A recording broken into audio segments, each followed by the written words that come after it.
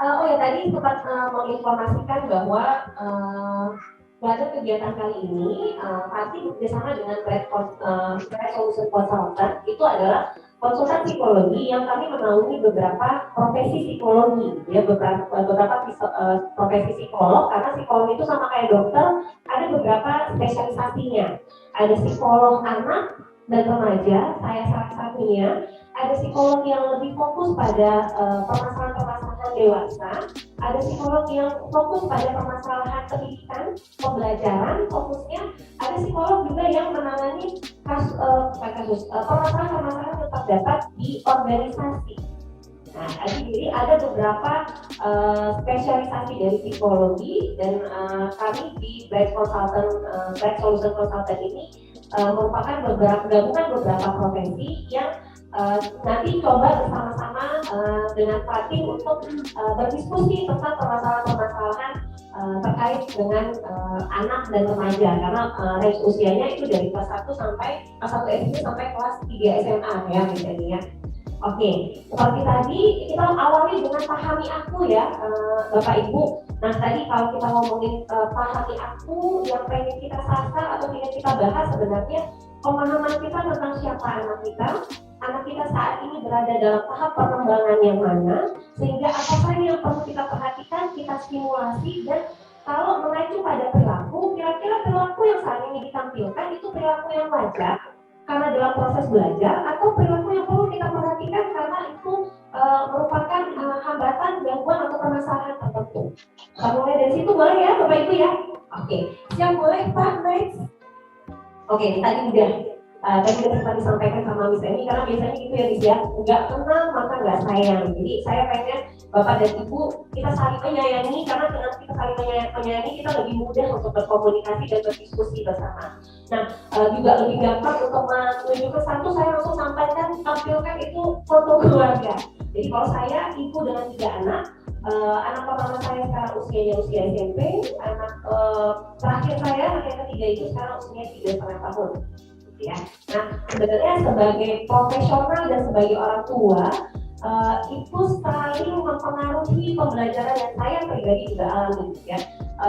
Secara profesional mungkin saya belajar banyak di bangku perkuliahan, bertemu dengan banyak klien, berdiskusi dengan banyak orang tua terkait dengan permasalahan atau dasar-dasar konsep teoritis tentang perkembangan, tentang permasalahan. Tapi sebagai orang tua juga, akhirnya saya coba mencari jembatannya gitu. Karena kadang-kadang teori itu gampang diungkapkan, tapi dalam prakteknya nggak semudah itu. Benar ya Pak Bu ya? Nah nanti kita akan coba cari jembatannya seperti apa. Kalau memang misalnya lah, salah satunya yang diharapkan jadi orang tua itu harusnya stabil emosinya. Gitu ya. Pada kenyataan mungkinkah demikian Pak Bu? Enggak kan ya, kita manusia biasa yang ada kalanya up, ada kalanya down gitu. Nah, tapi bagaimana caranya sebenarnya menyeimbangkan itu? At least setidaknya kalau kita tahu saat kita marah, saat kita senang, saat kita sedih itu berpengaruh sama anak, berarti kita perlu cara untuk meregulasinya. Tapi kita nggak juga langsung bilang harus stabil gitu ya, nggak manusiawi bilang kayak gitu ya, karena memang namanya manusia ya kayak apa namanya indikator jantung gitu, kalau kesehatan gitu ada naik dan turun gitu. Kalau stabil kayak gini tandanya apa Pak Bu? Enggak, nanti gitu ya. Dan sebenarnya kehidupan harusnya demikian. Dan dari kehidupan up and down ini nanti kita belajar apa yang perlu kita kontrol, apa yang perlu kita tingkatkan, apa yang perlu kita kurangi. Ya, boleh next Pak. Nah, karena kita butuh memahami anak, berarti pemahaman pertama adalah tentang perkembangan anak. Anak itu berkembang dengan tahapan yang berbeda-beda.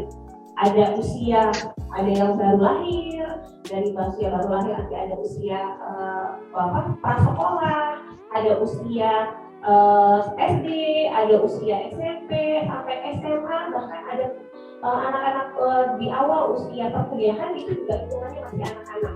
Tapi apakah sama tugas perkembangannya? Apakah saat kita mengasuh anak yang usianya 2 tahun akan sama dengan anak usia 12 tahun misalnya?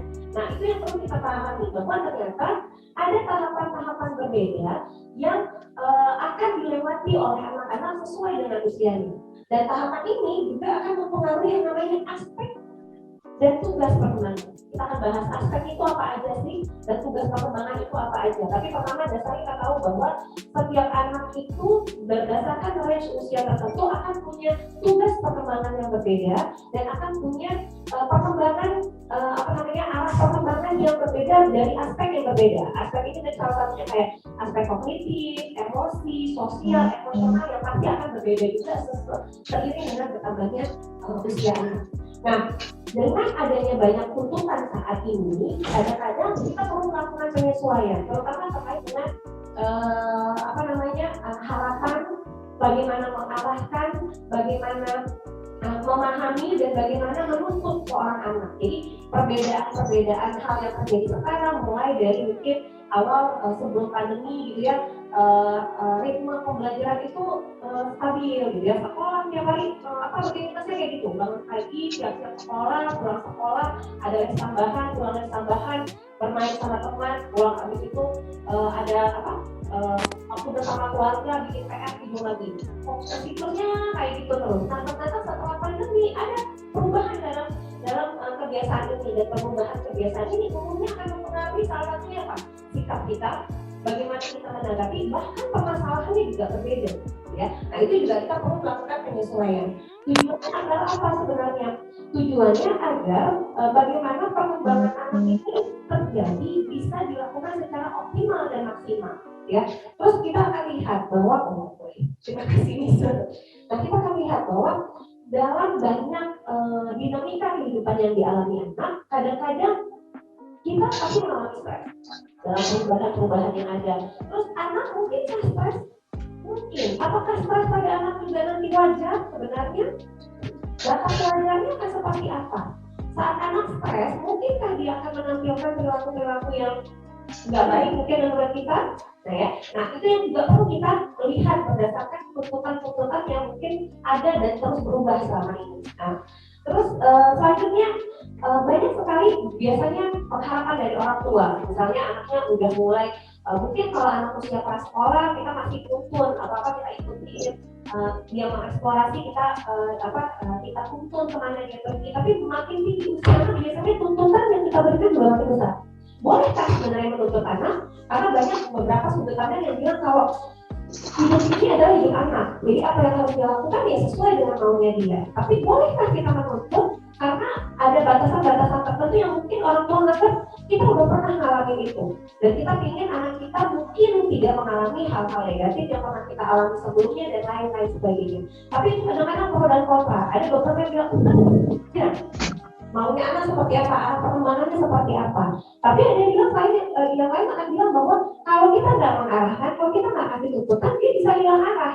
Nah, kita akan bahas juga seberapa boleh sebenarnya kita melakukan memberikan tuntutan pada anak, dan bagaimana memberikan tuntutan ini agar itu tidak mengganggu sinkronisasi dari perkembangan yang optimal dan maksimal.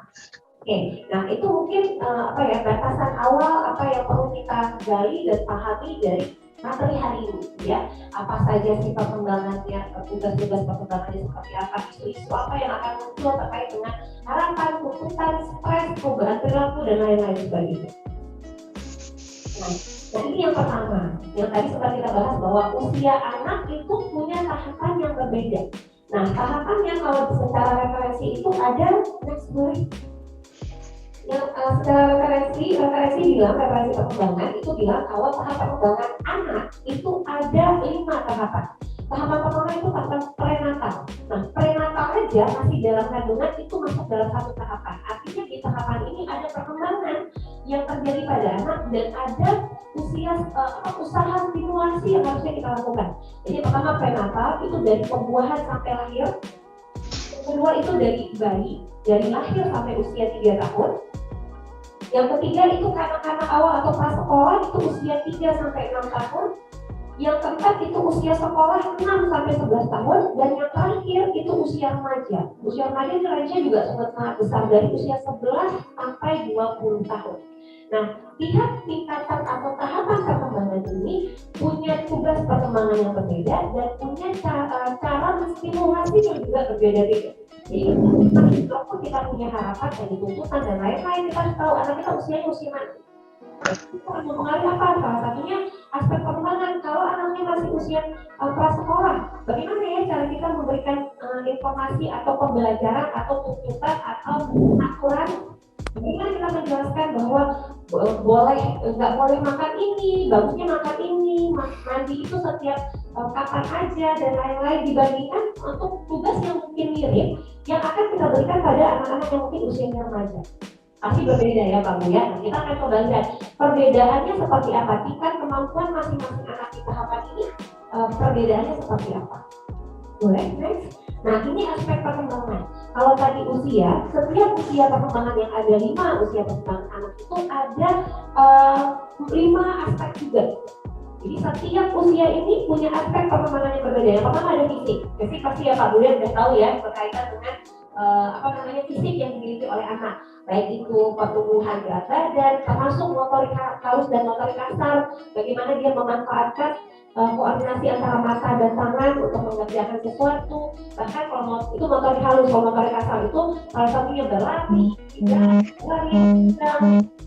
lain-lain sebagainya. Yang selanjutnya ada namanya kognitif. Kognitif itu berkaitan dengan fungsi berpikir. Berpikir itu juga kompleksitasnya meningkat. Mulai dari cara berpikir, menerima informasi, mengolah informasi, bahkan sampai pemecahan masalah.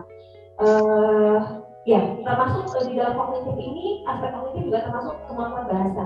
Nah, kalau kita lihat aspek kognitif, mungkin kalau kita bayangkan anak usia berapa ya udah kemampuan kognitifnya berkembang, gitu ya. Sebenarnya kalau dari referensi dan seminar yang terjadi adalah dari saat mulai terbentuk organ otak sudah berkembang dan anak sudah mampu melakukan aktivitas yang mungkin kita sendiri rasa belum mampu. Salah satunya pemecahan masalah.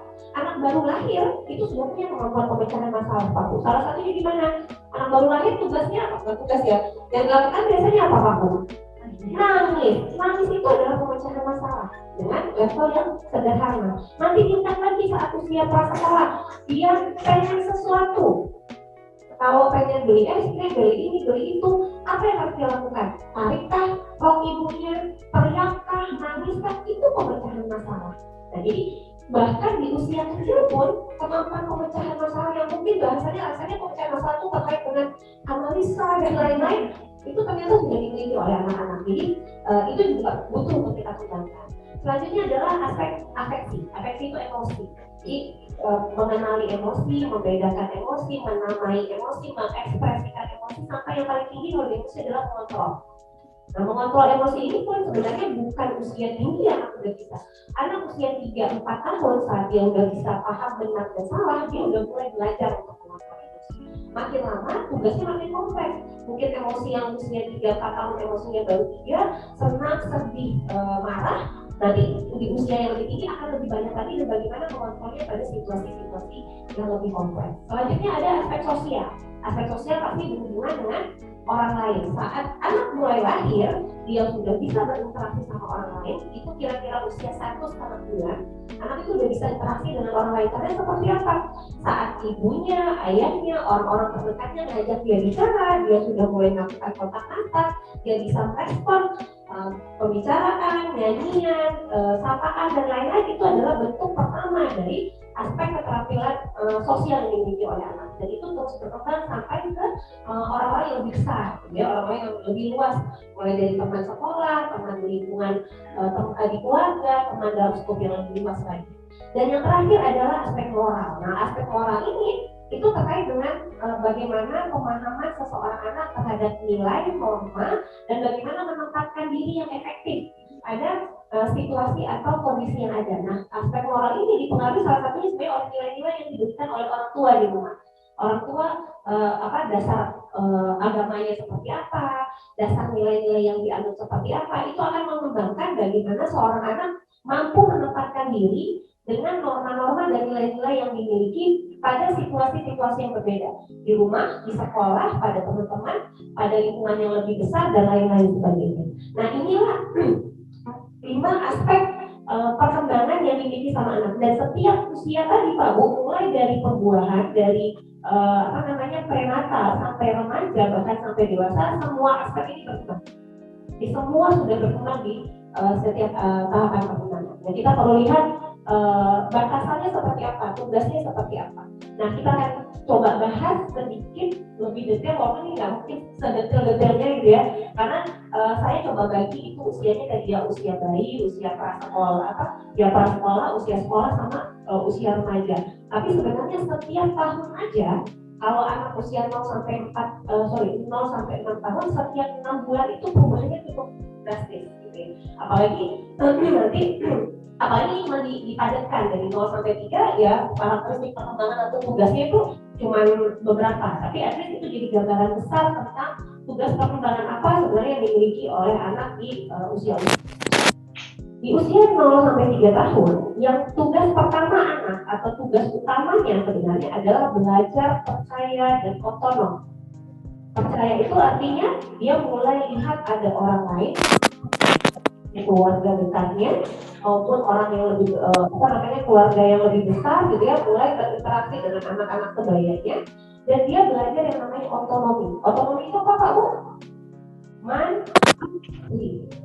Jadi usia 0 sampai 3 tahun tugas pembelajaran pada anak-anak ini juga salah satunya adalah belajar untuk mandiri. Mandiri seperti apa? Coba kita lihat. Salah satunya adalah mandiri.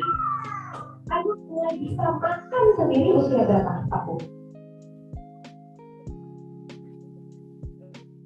Kalau kita perhatiin, anak-anak kita mulai suka mau pegang benda, masukin ke mulut dan lain-lain 6 bulan karena dia mulai eksplorasi, tapi dia mulai untuk bisa koordinasi masuk benar-benar ke mulut. Kalau 6 bulan kadang-kadang kemana-mana gitu ya masuknya ya, itu usia 1 tahunan.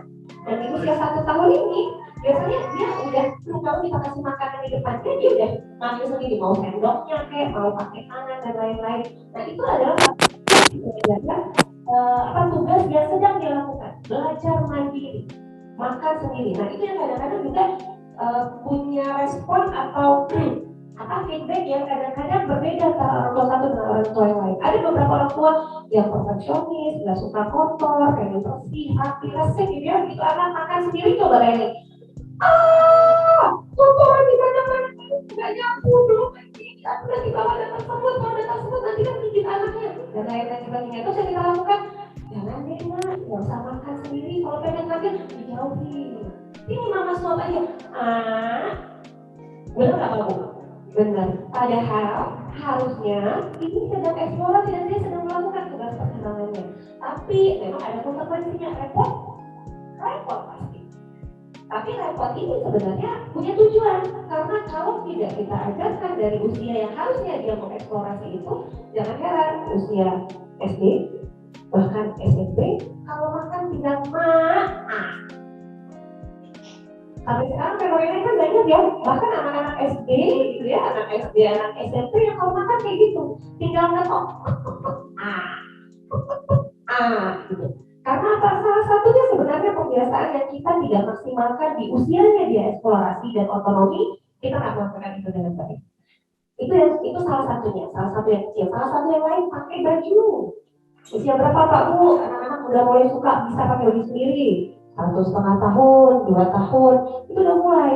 Dan jangan heran, lemari jangan tanya gimana bentuknya ya kan, baru diberesin. Apalagi kalau yang bapak dan ibunya yang rapi gitu ya, baru habis nyetrika, masukin semuanya berurutan dengan bagus gitu ya.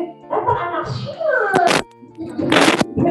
wali satu persatu. Karena apa? Pengen sedang belajar. Aku pengen pakai baju ini, aku mau yang ini. Nah, apakah perlu kita fasilitasi? Harusnya iya, tapi itu nggak konsekuensi banyak. Mau pergi jalan-jalan ke kawinan, yang dipilih baju tidur.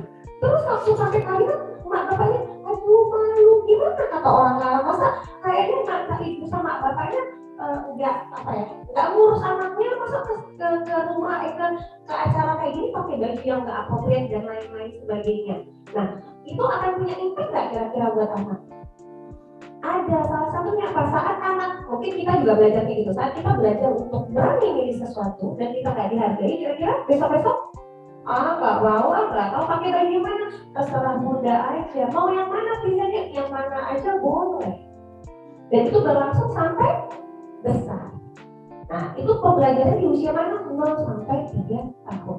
Dan ini memang di usia ini agen sosialisasi utamanya adalah orang tua. Artinya orang tua yang memang punya peran penting untuk mengajarkan, menstimulasi, memberikan ruang untuk eksplorasi.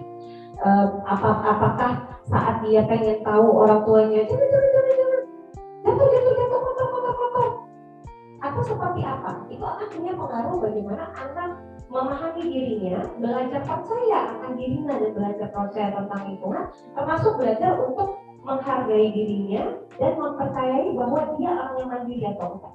Nah itu di usia berapa Pak Bu? 0 sampai 3 tahun. Jadi di usia ini sebenarnya kalau kita tahu tugasnya demikian, artinya di usia ini kita harus rela. Memang benar nih di usia ini tuh usia yang kalau rumah semenit, 5 menit, 10 menit aja rapi, alhamdulillah. Gitu ya.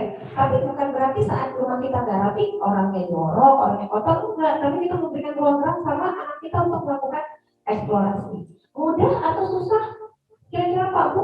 Tergantung masing-masing orang tua. Ada orang tua yang santai aja rumah kotor gitu ya. Ada orang tua yang enggak.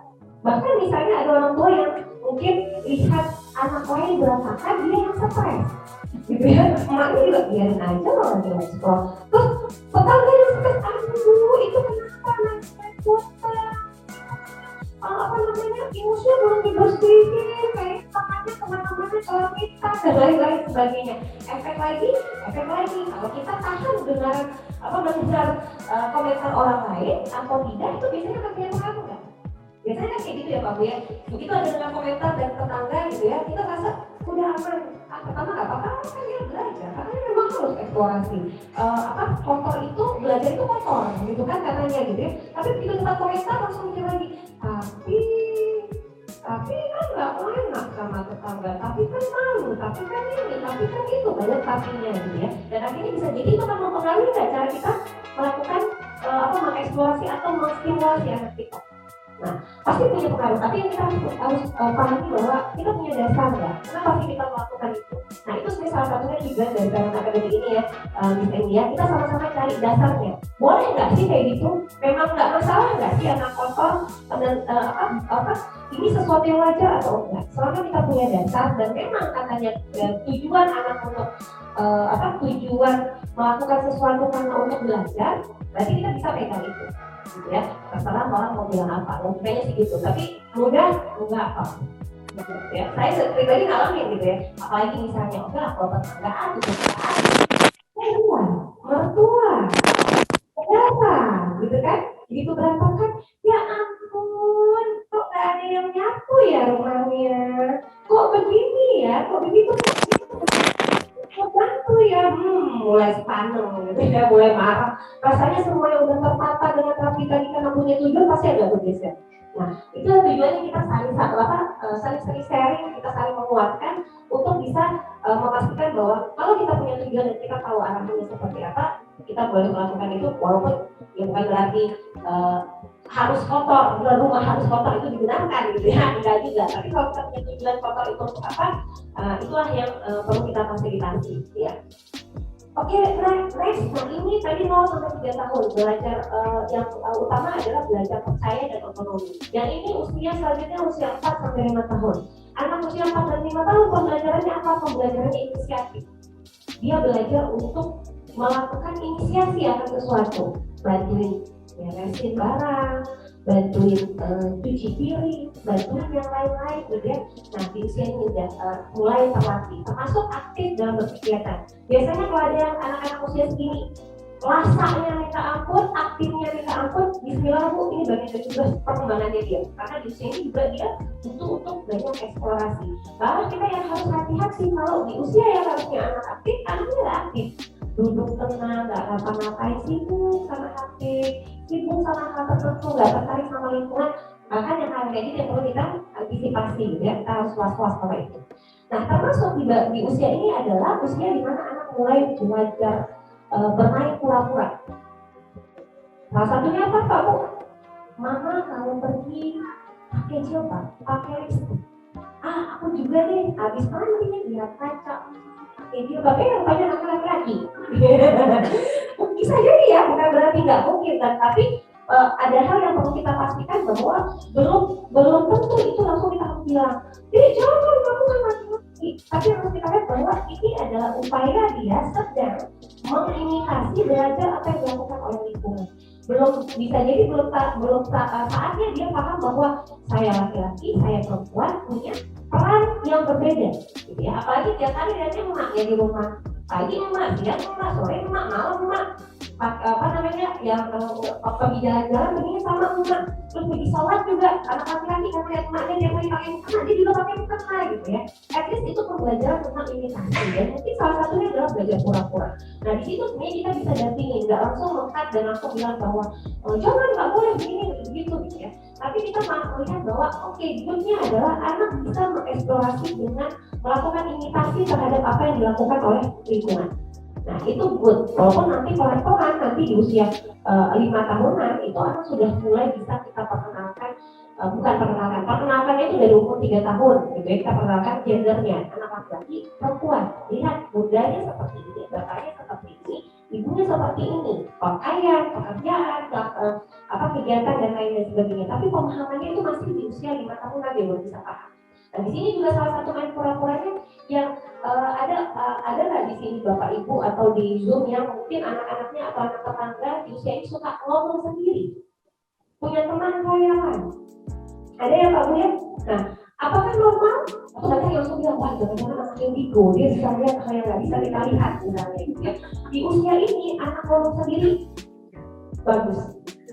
Salah satunya apa? Dia sedang melatih imajinasinya, gitu ya. Melatih bahwa pembelajaran itu kan dilakukan bisa di mana aja. Kayak dia belajar kalau nggak punya teman nih, nggak ada teman di sekelilingnya, dia kan bisa tetap belajar memperkenalkan diri, bercerita dan lain-lain dengan siapapun gitu ya, dengan dirinya sendiri. Atau kadang-kadang kita merasa kok dia kayak ngomong sama orang lain, bisa jadi memang dia seperti menciptakan imaginary friend gitu ya, teman imajinasi. Walaupun yang untuk di usia ini kita nggak perlu takut dulu kalau dia nggak ada indigo dan lain-lain gitu ya. Nanti yang pelan-pelan kita harus nemenin sebenarnya di usia ini. Kalau anak suka bicara sendiri gitu ya, ngobrol sendiri dan lain-lain, tugas orang tua sebenarnya menemani anaknya untuk bilang, adik ngomong apa, cerita apa, bunda ikutan lu. Oh ada ini ya, oh adik tadi main-main ya, adik apa, even apapun yang dia ceritakan itu bukan sesuatu yang real. Dia berimajinasi misalnya, wah aku pengen pergi jalan-jalan ke bulan, saya mau di filmnya Bobo Boy perginya ke bulan misalnya, mana dan lain-lain sebagainya. It's okay, selama dia punya teman untuk mengeksplorasi itu dan kita sebagai orang tua mendampingi. Benar nggak ya seperti itu? Gak perlu kita cut dulu, karena ini masanya berimajinasi gitu ya. Nah di usia ini yang ini tadi, karena dia mulai bermain pura-pura, dia agak susah kadang-kadang membedakan mana nyata, mana yang enggak, mana yang khayalannya dia. Pada posisi usia ini masih wajar. Kita boleh memfasilitasi atau mendampingi dari cerita dia mau terbang ke sini, terbang ke situ, mau ngapain dan lain-lain, nggak apa-apa. Asal kita dampingi dan kita jelaskan. Walaupun kami akan bilang bahwa orang sebenarnya nggak bisa terbang loh nak, gitu ya. Itu cuma ada di film. Tapi kalau kamu mau terbang boleh, tapi hati-hati, terbang itu ada bukan berarti itu kita lihat dari tempat yang tinggi ke tempat yang rendah, itu otomatis kayak film superhero yang kita terbang. Nah kalau ada indikasi demikian, kita tetap harus dampingi salah satu untuk bilang itu. Karena bisa paham kok. Tapi kadang-kadang itu nanti dia akan ditanya pergi ke sekolah atau yang lain-lain, cerita sama ibu guru, itu cerita yang bisa jadi nggak dia lakukan. Saya ditanya, kemarin ngapain ini weekend kemana aja gitu kan, misalnya masuk sekolah lagi, weekend kemana aja, aku jalan-jalan pergi ke laut, habis itu pergi ke gunung, kami lagi kemana itu kan sama bundanya, benar enggak, kami nggak kayak gitu, kami nggak kemana-mana di rumah aja gitu ya. Nah kita langsung pakai anaknya ternyata komputer gitu ya, karena apa, bisa jadi itu adalah harapan yang kadang-kadang untuk membuat itu nyaman, itu perlu dibunyikan. Sehingga dia bisa membayangkan, begitu dia bercerita dia bisa bayangkan, oh aku pengen berenang, aku pengen ngapain dan lain-lain sebagainya. It's okay gitu ya, batasannya masih nggak apa-apa gitu ya.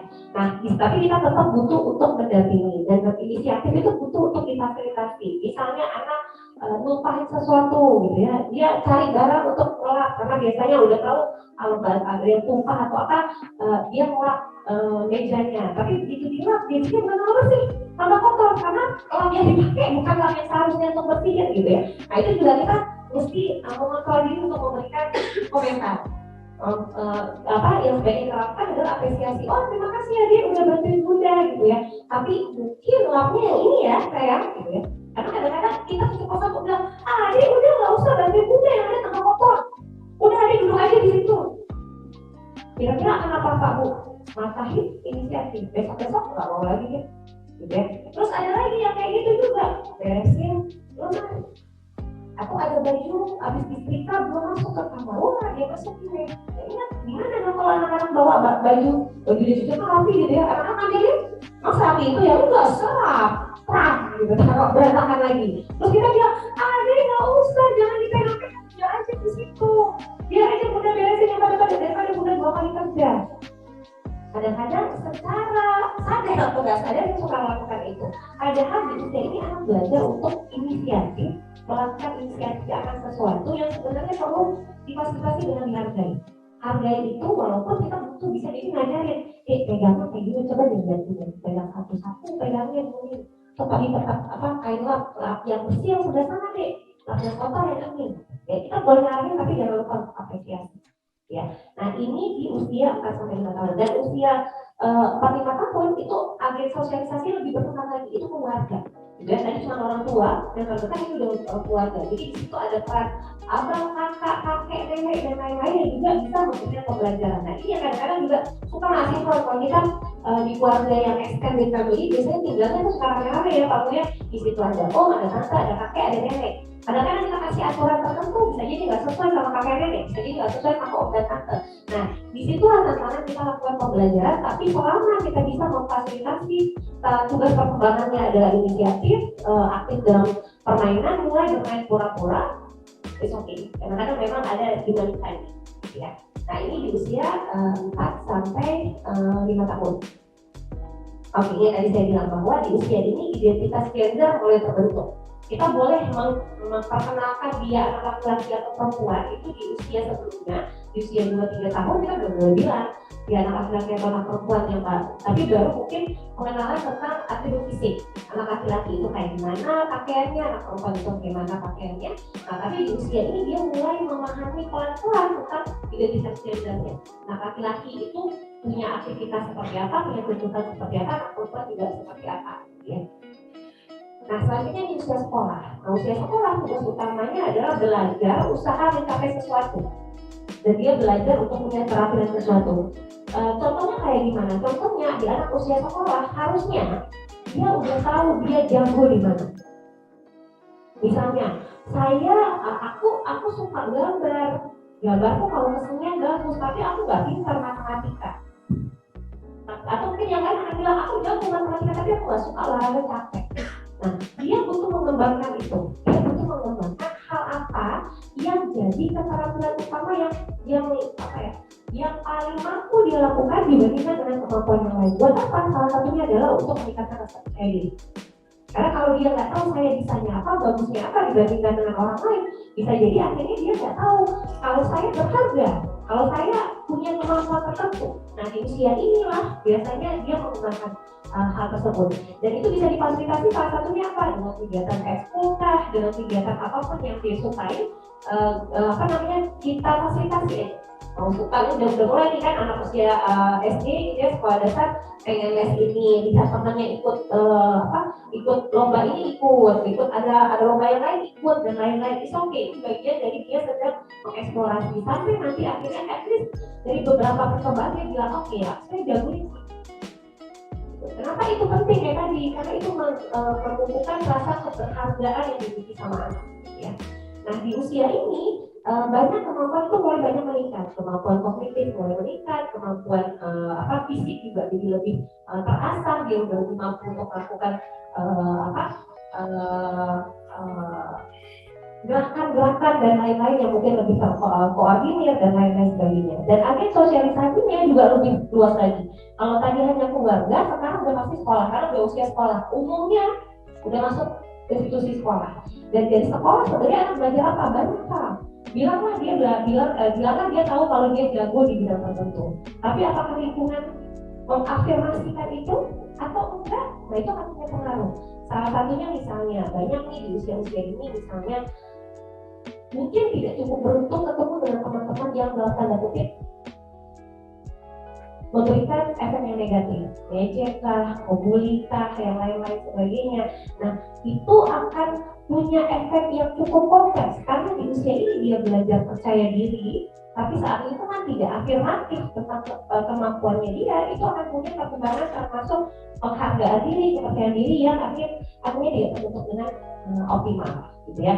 Nah, itu yang kadang-kadang yang perlu kita juga dampingi, bahwa saat anak pada institusi tertentu di sekolah dan lain-lain apa sih yang dihadapi, gitu ya. Apakah dia ketemu dengan orang-orang yang memfasilitasi itu atau enggak, dan kalau tidak apa yang harus kita lakukan untuk mendampinginya, gitu. Dan ini sebenarnya tantangan karena di usia ini anak sudah mulai beralih untuk bilang kalau aku bukan anak mama, aku nggak mau dikit-dikit ngadu, istilahnya gitu ya. Tapi gimana caranya supaya anak tetap mampu untuk bercerita sama orang tuanya saat dia punya masalah apapun. Nah, itu juga dibentuk dengan salah satunya Pak, kita sering-sering rem diri untuk komen, ya, karena biasanya kan di usia kayak gini anak-anak tuh belajar macam-macam lah dari sekolahnya dan lain-lain gitu. Terus dia pasti akan melakukan hal-hal yang dalam tanda kutip negatif menurut kita. Itu kan nggak baik, dek, kan nggak boleh, dek, kan begini, dek, kan begitu, dek, ya.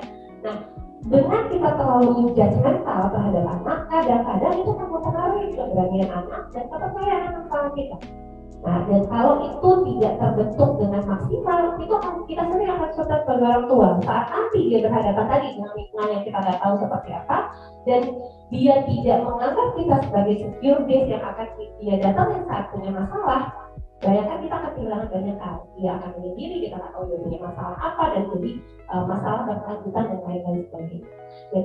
Dan ini memang biasanya banyaknya itu mulai terungkap itu di usia sekolah, karena anak mulai pergaulannya mulai luas, dia bisa jadi mendapatkan pengaruh-pengaruh negatif dari lingkungan, dan saat dia nggak mampu dan nggak tahu punya tidak merasa bahwa keluarga orang tua itu jadi orang yang perlu dan bisa dia curhati dan minta bantuan, itu yang akan punya pengaruh dalam perkembangan berikutnya gitu. Walaupun sebenarnya kepercayaan itu kan kayak tadi harusnya dibentuknya di usia berapa tahun? 0 sampai 3 tahun dasarnya. Tapi kita butuh tetap maintain. Apakah dalam usia itu kita jadi orang yang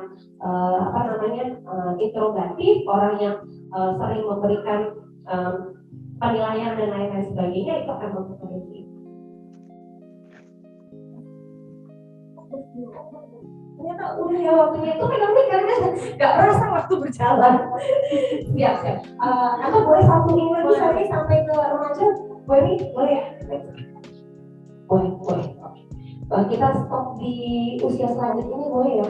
Nah, karena ini tugas perkembangan yang remaja itu yang adalah belajar usia remaja 13, 18 atau beberapa referensi bilang sampai 20 tahun, mereka belajar tentang identitas diri. Nah, di sini yang dia belajar yang salah satunya kegalauan saya itu siapa, saya mau ngapain, tujuan saya apa dan lain-lain gitu ya. Nah, di usia ini dia mulai belajar itu, dia mulai mencari tahu lebih lanjut, lebih banyak tentang siapa dirinya dan apa yang harus dia lakukan ke depan. Termasuk di usia ini mereka memperhatikan penampilan, termasuk tentang tokoh-tokoh idola gitu ya. Kalau sekarang Korea K-pop itu jadi kiblat gitu ya. Nah, di usia ini yang paling banyak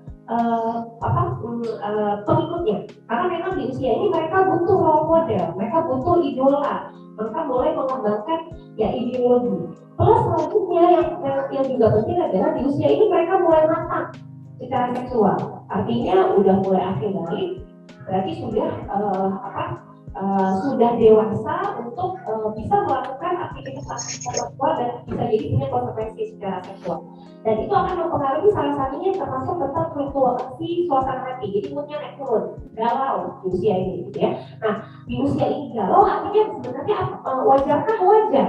Karena usia ini adalah usia perubahan, banyak sekali perubahan yang terjadi, baik itu tentang tadi ya kematangan secara seksual yang menyebabkan mungkin dia mulai ketertarikan yang lebih dibandingkan dengan sebelumnya terhadap lawan jenis, dia udah punya perubahan dalam hormon-hormon tertentu, muncul jerawat, muncul sakit perut kalau perempuan waktu dapat haid, atau ada yang kalau laki-laki dapat mimpi basah dan lain-lain harus seperti apa, itu muncul banyak gejolak di sini. Dan di sini biasanya muncul yang namanya storm and stress, jadi fase yang penuh stres dan penuh badai gitu ya, karena banyak hal baru terjadi sekaligus yang akhirnya membuat mereka suka bingung dan melakukan pemberontakan. Pada level-level tertentu, hal itu bisa jadi dianggap wajar, walaupun sebenarnya anak membangkang itu bukan sesuatu yang wajar, gitu ya Pak ya. Tapi kita perlu lihat bahwa di usia ini ternyata memang ada perubahan yang sangat signifikan sehingga akan mempengaruhi mood, mempengaruhi banyak hal yang ada yang dimiliki oleh remaja, termasuk kemampuan untuk melakukan pemikiran masalah, kemampuan kognitif. Dia udah mampu memikirkan sesuatu yang beyond dibandingkan sebelumnya, bikin perencanaan dan lain-lain, sehingga dari perencanaan itu bisa jadi muncul ketakutan. Bagaimana kalau saya nggak bisa mencapai cita-cita saya? Bagaimana kalau saya terhalangi oleh sesuatu dan lain-lain sebagainya yang menyebabkan muncul kegalauan di sini. Nah, di sinilah sebenarnya kalau kita lihat mulai meningkat banyak sekali kemampuan, termasuk kemampuan emosional dan kemampuan kognitif. Walaupun nanti baru usia dewasa itu titik tertingginya, ya. Tapi di sini karena banyak perubahan, akhirnya muncul banyak sekali kebingungan dan ketakutan di usia ini. Tidak hanya sebenarnya dihadapi oleh remajanya, tapi juga pasti dihadapi oleh orang tua. Karena orang tua bingung, banyak yang terjadi misalnya anaknya sebelum masuk akhir balik, dia sebelum usia remaja, sebelum masuk usia SMP, anaknya penuh baik putih ada ikut gitu. Tapi setelah masa-masa remaja gitu udah mulai nggak mau dengar orang tua, banyak memberikan mengkritik dan lain sebagainya, sehingga bukan hanya anak yang terkejut, orang tua juga ini terkejut gitu, kenapa anak saya seperti ini gitu ya. Nah itu bisa jadi sesuatu yang perkembangan fluktuasi dari perkembangan yang wajar, tapi kita akan bahas apakah perilaku-perilaku tertentu yang kadang-kadang kita temui pada anak remaja itu sesuatu yang wajar atau enggak, gitu ya Pak ya. Mungkin sampai sini dulu ya, boleh Bu Eni ya. Boleh, terima kasih Bu Eni, tangan dulu untuk bagian bukan hanya Bu Ida sepertinya kalau sudah pegang mikrofon, tapi memang topik hari ini yang membuat kita seakan nggak mau berhenti sebenarnya, bukan karena ada kita pegang mikrofon nggak bisa berhenti ya. Baik Bapak Ibu, tadi sepertinya banyak yang senyum Bu, karena mungkin kena ya, pernah nih saya pengalaman kayak gini ya. Saya juga nih. Saya juga nih kayak gini senyum. Tadi Pak Heri senyum waktu Bu Ida bilang ada yang narik baju nggak rapi ya. Biasanya bapak gitu ya, Ibu ya. Ambil baju nggak rapi gitu. Nah, canda Pak Heri ya, tadi nggak senyum. Sabar katanya, sampai mati. Baik, Bapak Ibu semuanya ya udah, kita break dulu 15 menit. Insya Allah boleh disediakan kopi dan teh di luar. Kita boleh makan dulu sedikit. Nanti kita kembali lagi, mungkin 10 menit saja ya Pak ya, 10 menit saja, karena setelah ini masih ada sedikit lagi akan kita bahas sekaligus. Jika ingin diskusi, tidak masih pertanyaan ya, jadi tidak hal-hal tadi kita sampaikan, ini diskusi bersama. Mungkin ada sharing yang menginspirasi kita, tidak di Bapak Ibu pun di rumah, mungkin sudah ada perspektifnya di rumah kali ya, yang bisa ditiru oleh keluarga yang lain. Jadi kita untuk bagian pertama, kita juga dulu, nanti kita 10 menit insya Allah kita kembali di sini ya. Terima kasih. Yang di rumah boleh ambil kopi dan teh sendiri di dapur ya. Baik, silakan Bapak Ibu, silakan. Yang mengatakan 20 tahun. Lihat, apakah apa saja sih sebenarnya yang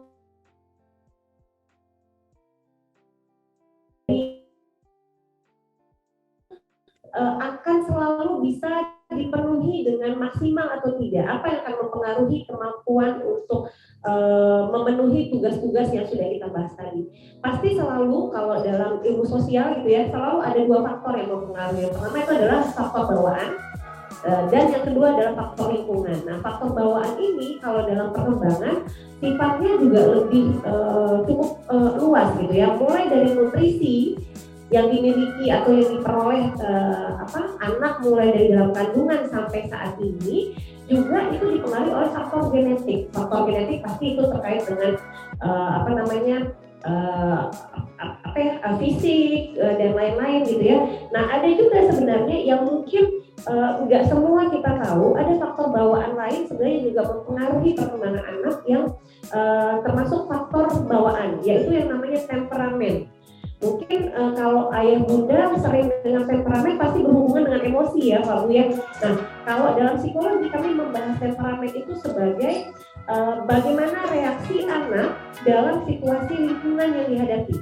Itu namanya temperamen. Jadi temperamen itu singkatnya atau mudahnya kita bahasakan sebagai kemampuan beradaptasi.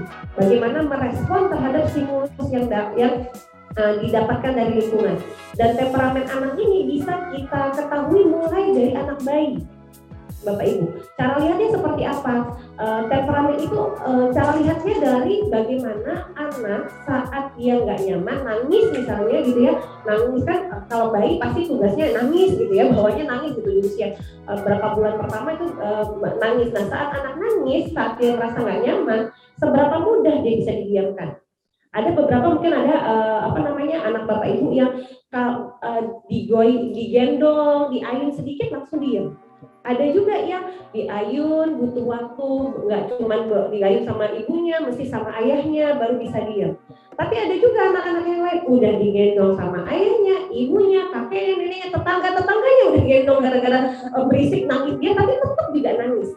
Nah, itulah tipe temperamen yang dimiliki sama anak. Nah, kita bisa sudah mengetahui dari bayi usianya di bawah 2-3 bulan itu kita udah bisa tahu.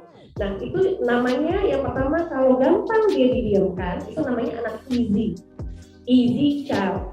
Kalau dia butuh waktu, nggak semudah anak easy tadi. Kalau anak easy mungkin diayun dikit aja sama bundanya gitu ya, dinyanyiin, disalawatin diam gitu ya. Tapi ada yang butuh waktu lebih lama, mungkin nggak cuma sama bundanya sama ayahnya juga, itu bisa jadi nama anaknya slow to warm up. Yang terakhir tadi sampai tetangganya gendong masih nangis juga, berhari-hari mungkin bundanya nggak tidur gara-gara dia nangis terus, itu namanya anak difficult. Ya, ada anak easy, anak slow to warm up, dan anak difficult. Dan itu bawaan dari lahir. Ditentukan oleh apa? Ditentukan dari genetik bapak ibunya dulu seperti apa. Dan ini apakah ada yang paling baik di antara easy, slow to warm up, dan difficult? Enggak.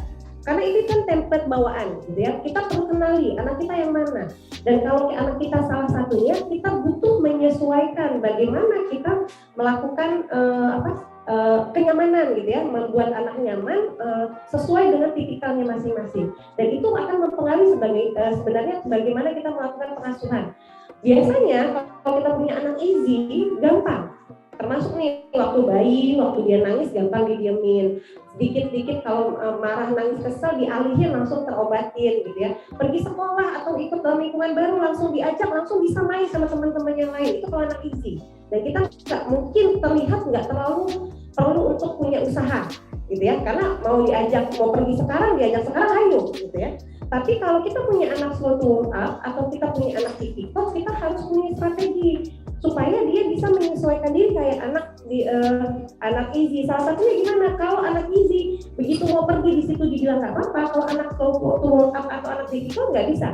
Kita perlu kasih tahu jauh-jauh hari sebelumnya. Bilanglah kita minggu depan mau arisan, kita mau bawa anak ini gitu ya. Dan kita tahu anak kita bukan anak yang mudah bergaul langsung gitu dekat sama orang. Berarti jauh-jauh hari seminggu sebelumnya kita bilang nanti minggu depan deh kita mau ketemu sama teman-teman bunda ya. Nanti di situ ada si ini, si itu, kita akan makan-makan dan lain-lain. Jadi dia butuh prolog lebih banyak dibandingkan dengan anak yang easy. Supaya apa? Supaya dia lebih bisa mengenali situasi yang baru yang dia akan temui dan akan lebih punya waktu untuk melakukan adaptasi. Nah, tapi itu mungkin kalau kita lihat mungkin itu jadi effortnya jadi lebih banyak. Termasuk misalnya mau masuk sekolah gitu ya, masuk sekolah baru mau itu playgroup mau apa gitu ya, nggak bisa gitu besok mau pergi sekolah kita langsung bilang besok sekolah ya, kita pengen sekolah baru gitu ya. Kalau anak easy mungkin oke, tapi kalau anak tadi apalagi anak difficult bisa jadi jauh-jauh hari kita harus bilang. Dan sebelum masuk sekolah, kalau anak easy hari itu masuk langsung datang, kalau anak slow to warm up atau difficult beberapa minggu sebelumnya kita lihat dulu, jalan-jalan ke depan sekolahnya, kasih tunjuk, oh itu nanti sekolahnya besok ke situ, tapi belum masuk. Besok lagi sering-sering lihat ke situ, terus mulai masuk ke pagar untuk lihat-lihat. Jadi ada butuh proses yang lebih ada effort yang perlu dilakukan supaya anak nanti bisa benar-benar masuk dan melakukan penyesuaian diri. Nah, tapi kalau itu effort di awal, tapi sebenarnya nggak sepenuhnya anak easy itu aman dalam pengasuhan. Apa negatifnya? Atau apa hal yang perlu kita antisipasi dari anak easy? Anak easy karena dia mudah beradaptasi dengan lingkungan, yang negatifnya salah satunya apa Pak Bu? Mudah terpengaruh sama orang lain. gitu ya. Jadi kalau nanti usia agak gede dikit atau ada teman gitu, teman ada apa, mau apa, punya sesuatu gitu pengen ikut, atau teman ngajak apa, dia lebih mudah terpengaruh dibandingkan dengan anak slow to warm up atau difficult. Nah, ada plus minusnya, tapi nggak ada satupun di antara 3 tipe ini yang mana yang lebih baik. Itu dipengaruhi oleh apa? Dipengaruhi oleh kita sebagai orang tua paham terhadap tipikal anak kita dan melakukan penyesuaian. Nah, itu yang penting juga, melakukan penyesuaian. Jadi karena kalau kita nggak kenal anak kita seperti apa, bisa jadi kesannya anak kita kok cengeng terus ya, kok nangis terus ya, kemana-mana nggak mau, kemana-mana bawaannya marah terus, bawaannya nggak nyaman terus. Bisa jadi karena kita nggak paham tipikalnya seperti apa dan kita tidak menjadikan yang menjawab bagaimana menanggapi bagaimana tipe anak ini, bagaimana memperlakukannya dengan baik. Nah, itu juga bisa mempengaruhi, itu bagian dari faktor bawaan. Jadi kita bisa kenali anak kita tipenya seperti apa, sehingga kalau dalam situasi apa, bagaimana cara melakukan penyesuaiannya. Ya, itu faktor bawaan salah satunya. Yang kedua adalah faktor lingkungan, itu pasti stimulasi dan lain-lain. Nah, ini beberapa, boleh next Pak. Nah, ini beberapa hal yang menjadi mempengaruhi perkembangan, mulai dari lingkungan orang tua sebelum lahir, genetik tadi salah satunya, gen-gen yang dibawa, termasuk penampilan, tingkah laku dan usaha orang tua dalam mendidik, itu juga pasti akan mempengaruhi, dan itu adalah faktor lingkungan. Bagaimana orang tua memberi ruang untuk eksplorasi, bagaimana orang tua mengajarkan bagaimana meregulasi emosi dengan baik, bagaimana orang tua menginformasikan atau menghargai apapun yang diberikan atau usaha yang dilakukan sama anak, itu juga akan mempengaruhi terbentuknya anak seperti apa. Nah, termasuk bagaimana investasi orang tua pada anak. Investasi itu banyak ya Pak, ya nggak cuma uang aja gitu ya. Bagaimana uang ini kan memenuhi kebutuhan sandang, pangan, papan, tapi sebenarnya investasi berupa waktu, berupa energi. Bagaimana setelah kalau kita bekerja, pulang kerja udah capek, tapi tetap harus punya waktu berkualitas sama anak. Bagaimana untuk bisa melakukan penyesuaian di tengah saat pulang ke rumah udah capek, ada tugas lagi, tapi anak juga harus dapat perhatian, diajak main dan lain-lain. Mampu nggak kita menginvestasikan itu gitu. Nah, itu juga bagian yang akan mempengaruhi lingkungan, mempengaruhi bagaimana perkembangan anak, termasuk sekolah. Jadi sekolah adalah lingkungan yang bisa kita ciptakan dan kita berikan kepada anak yang mampu atau tidak bersama-sama dengan orang tua memfasilitasi perkembangan anak yang optimal, ya. Karena dukungan yang diberikan oleh komunitas termasuk sekolah itu akan mempengaruhi pembelajaran yang diberikan atau didapatkan oleh anak. Nah, oke, boleh next Pak. Nah, tapi kita harus memahami juga bahwa tidak ada satu orang pun anak yang tidak ada 2 orang anak yang mirip. Jadi semua anak itu unik. Kalaupun kita misalnya punya 2 orang anak, 3 orang anak, bisa jadi kita nggak bisa memperlakukan mereka itu dengan cara yang sama. Karena kita harus kenali anak kita tipikalnya seperti apa. Anak saya usianya berapa? Cara saya bicara sama dia sama nggak cara saya bicara sama abangnya atau sama adiknya? Nah, itu yang kita butuh kenali dan butuh melakukan penyesuaian. Dan memahami bahwa karena anak unik bisa jadi pemahamannya berbeda, potensinya berbeda, penyampaiannya berbeda, dan apa yang perlu kita fasilitasi mungkin juga berbeda, gitu ya. Misalnya mau nyuruh mandi gitu ya, yang nyuruh mandi aja, yang sederhana misalnya, kita nggak bisa punya 3 orang anak semua adik, abang, kakak mandi gitu. Bisa jadi datang ke kamar mandi cuma adiknya doang, kakak sama abangnya udah kemana gitu. Karena bisa jadi pendekatan ada kakak dan abang kalau kayak gitu nggak kena gitu. Nah, sehingga itu yang juga butuh disesuaikan. Jadi kadang-kadang kita suka bilang kalau misalnya anak-anak kita punya anak yang salah satu anak yang mungkin kita rasa kok agak bermasalah gitu ya, terus kita bilang kan saya perlakukan dia sama seperti adik dan abangnya, tapi kenapa dia kayak gini padahal yang lain enggak? Terus kira-kira salahnya di mana Pak Bu? Salahnya karena kita memperlakukan mereka dengan sama, padahal mereka adalah 2 orang yang berbeda gitu ya. Jadi kita harus pahami keunikan ini, karena dengan kita pahami keunikan mereka dan kita tahu potensi mereka di mana, kita memfasilitasi hal tersebut, itu akan jadi modal supaya anak berkembang lebih bahagia, berkembang lebih maksimal dan bisa produktif sesuai dengan potensi yang dimiliki. Jadi PR-nya banyak sebagai orang tua, harus paham tentang perkembangan anak, tahu tugas perkembangan, harus bisa lihat perbedaan antara anak satu dengan anak yang lain. Jadi memang sangat kompleks gitu ya. Dan apakah nggak mungkin kita lakukan? Bisa. tapi pasti butuh effort, butuh usaha, dan butuh kerja keras yang banyak, dan butuh belajar. Artinya nggak masalah kalau kita belum tahu sebagai orang tua, tapi kita punya usaha untuk mencari tahu. Ya, nah itu yang paling penting kan, karena dengan kita belajar berarti anak-anak juga melakukan hal yang sama, anak-anak juga belajar. Nah, tadi ya individual differences, bahwa kita nggak bisa memperlakukan setiap anak sama. Boleh next Pak? Tidak boleh memperlakukan setiap anak sama, karena memang mereka individu yang berbeda dan punya tugas dan perkembangan yang berbeda. Boleh next lagi. Nah, ini beberapa permasalahan yang mungkin dihadapi oleh para orang tua. Mungkin nanti biasanya berbanyak pertanyaannya terkait ini. Kalau kita klasifikasi, pada anak itu permasalahannya ada masalah perilaku dan emosi, ada masalah belajar, dan ada masalah perkembangan. Nah, masalah perkembangan itu biasanya terkait dengan pengaruh genetik atau biologis. Misalnya ada hambatan atau gangguan tertentu, karena itu dipengaruhi oleh perkembangan saraf dan lain-lain sebagainya. Dan kalau gangguan atau permasalahan itu merupakan indikatornya masalah perkembangan, itu umumnya sifatnya stabil atau menetap. Misalnya kalau Bapak Ibu pernah dengar tentang anak-anak autis, anak-anak ADHD, attention deficit hyperactivity disorder, ada anak-anak dengan intellectual disability. Nah, itu yang bermasalah adalah di perkembangan, di perkembangan neurodevelopmental, perkembangan saraf otaknya, gitu ya. Sehingga kalau memang permasalahannya di situ, kita butuh kenali, gitu ya. Oh, hambatan anak saya yang mana itu. Tapi kita harus lihat juga kalau permasalahannya berkaitan dengan perkembangan saraf, itu umumnya itu disandang seumur hidup, stabil atau menetap. Yang perlu kita maksimalkan adalah bagaimana kemungkinan anak ini beradaptasi dengan lingkungan, gitu ya, bisa melakukan aktivitasnya sehari-hari dengan baik atau enggak.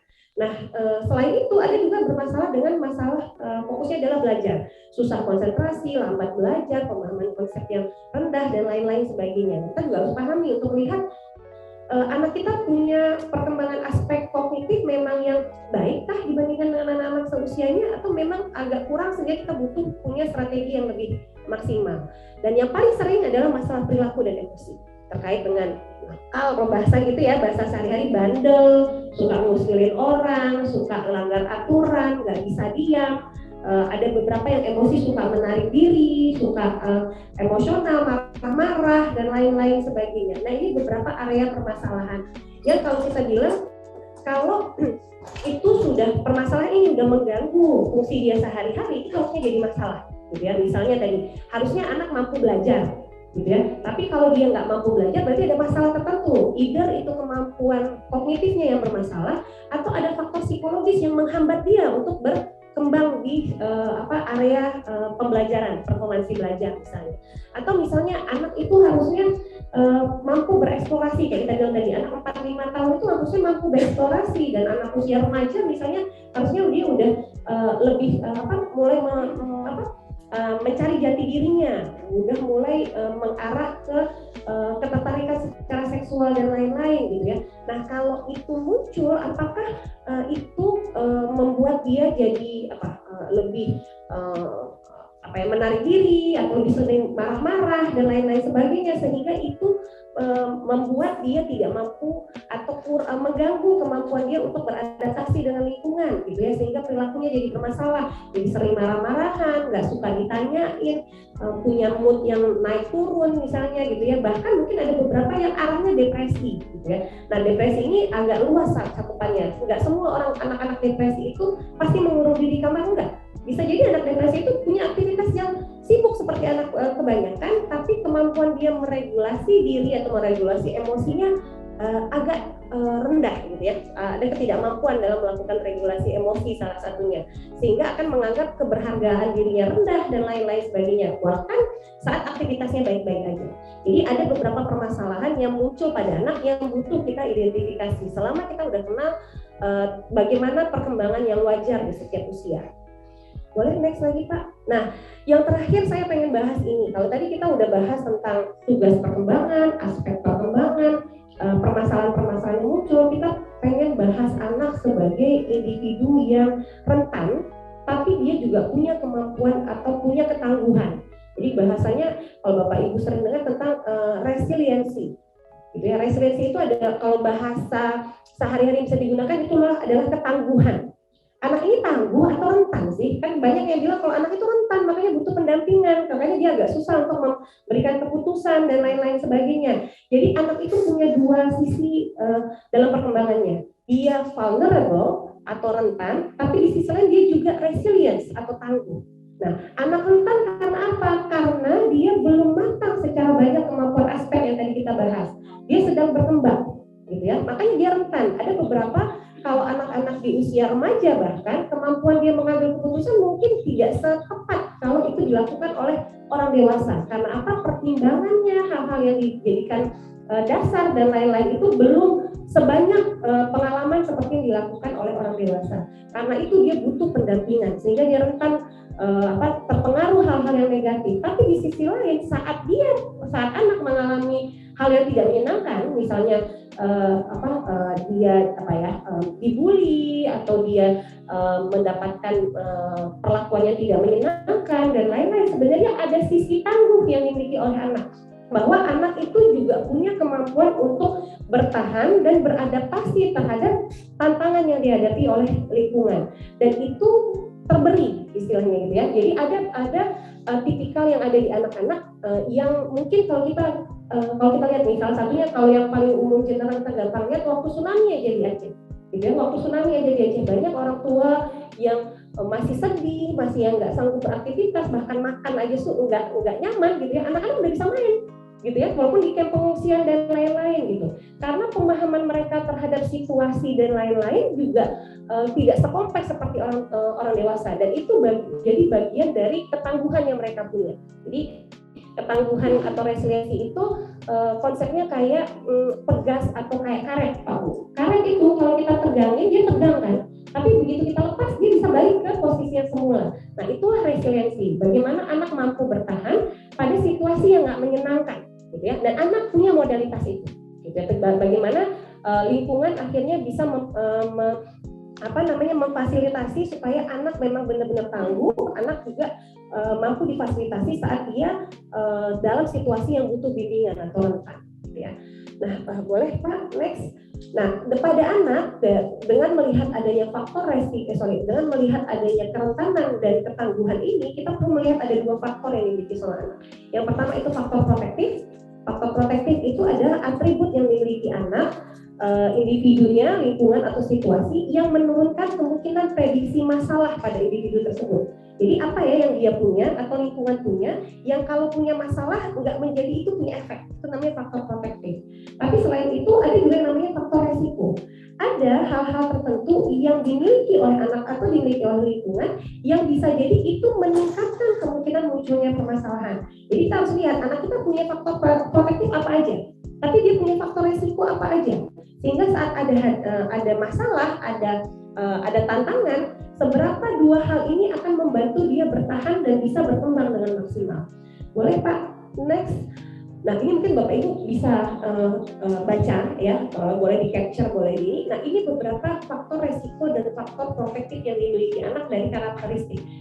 Kalau anak yang tadi ya temperamen anak yang difficult, yang tadi itu bagian dari faktor resiko.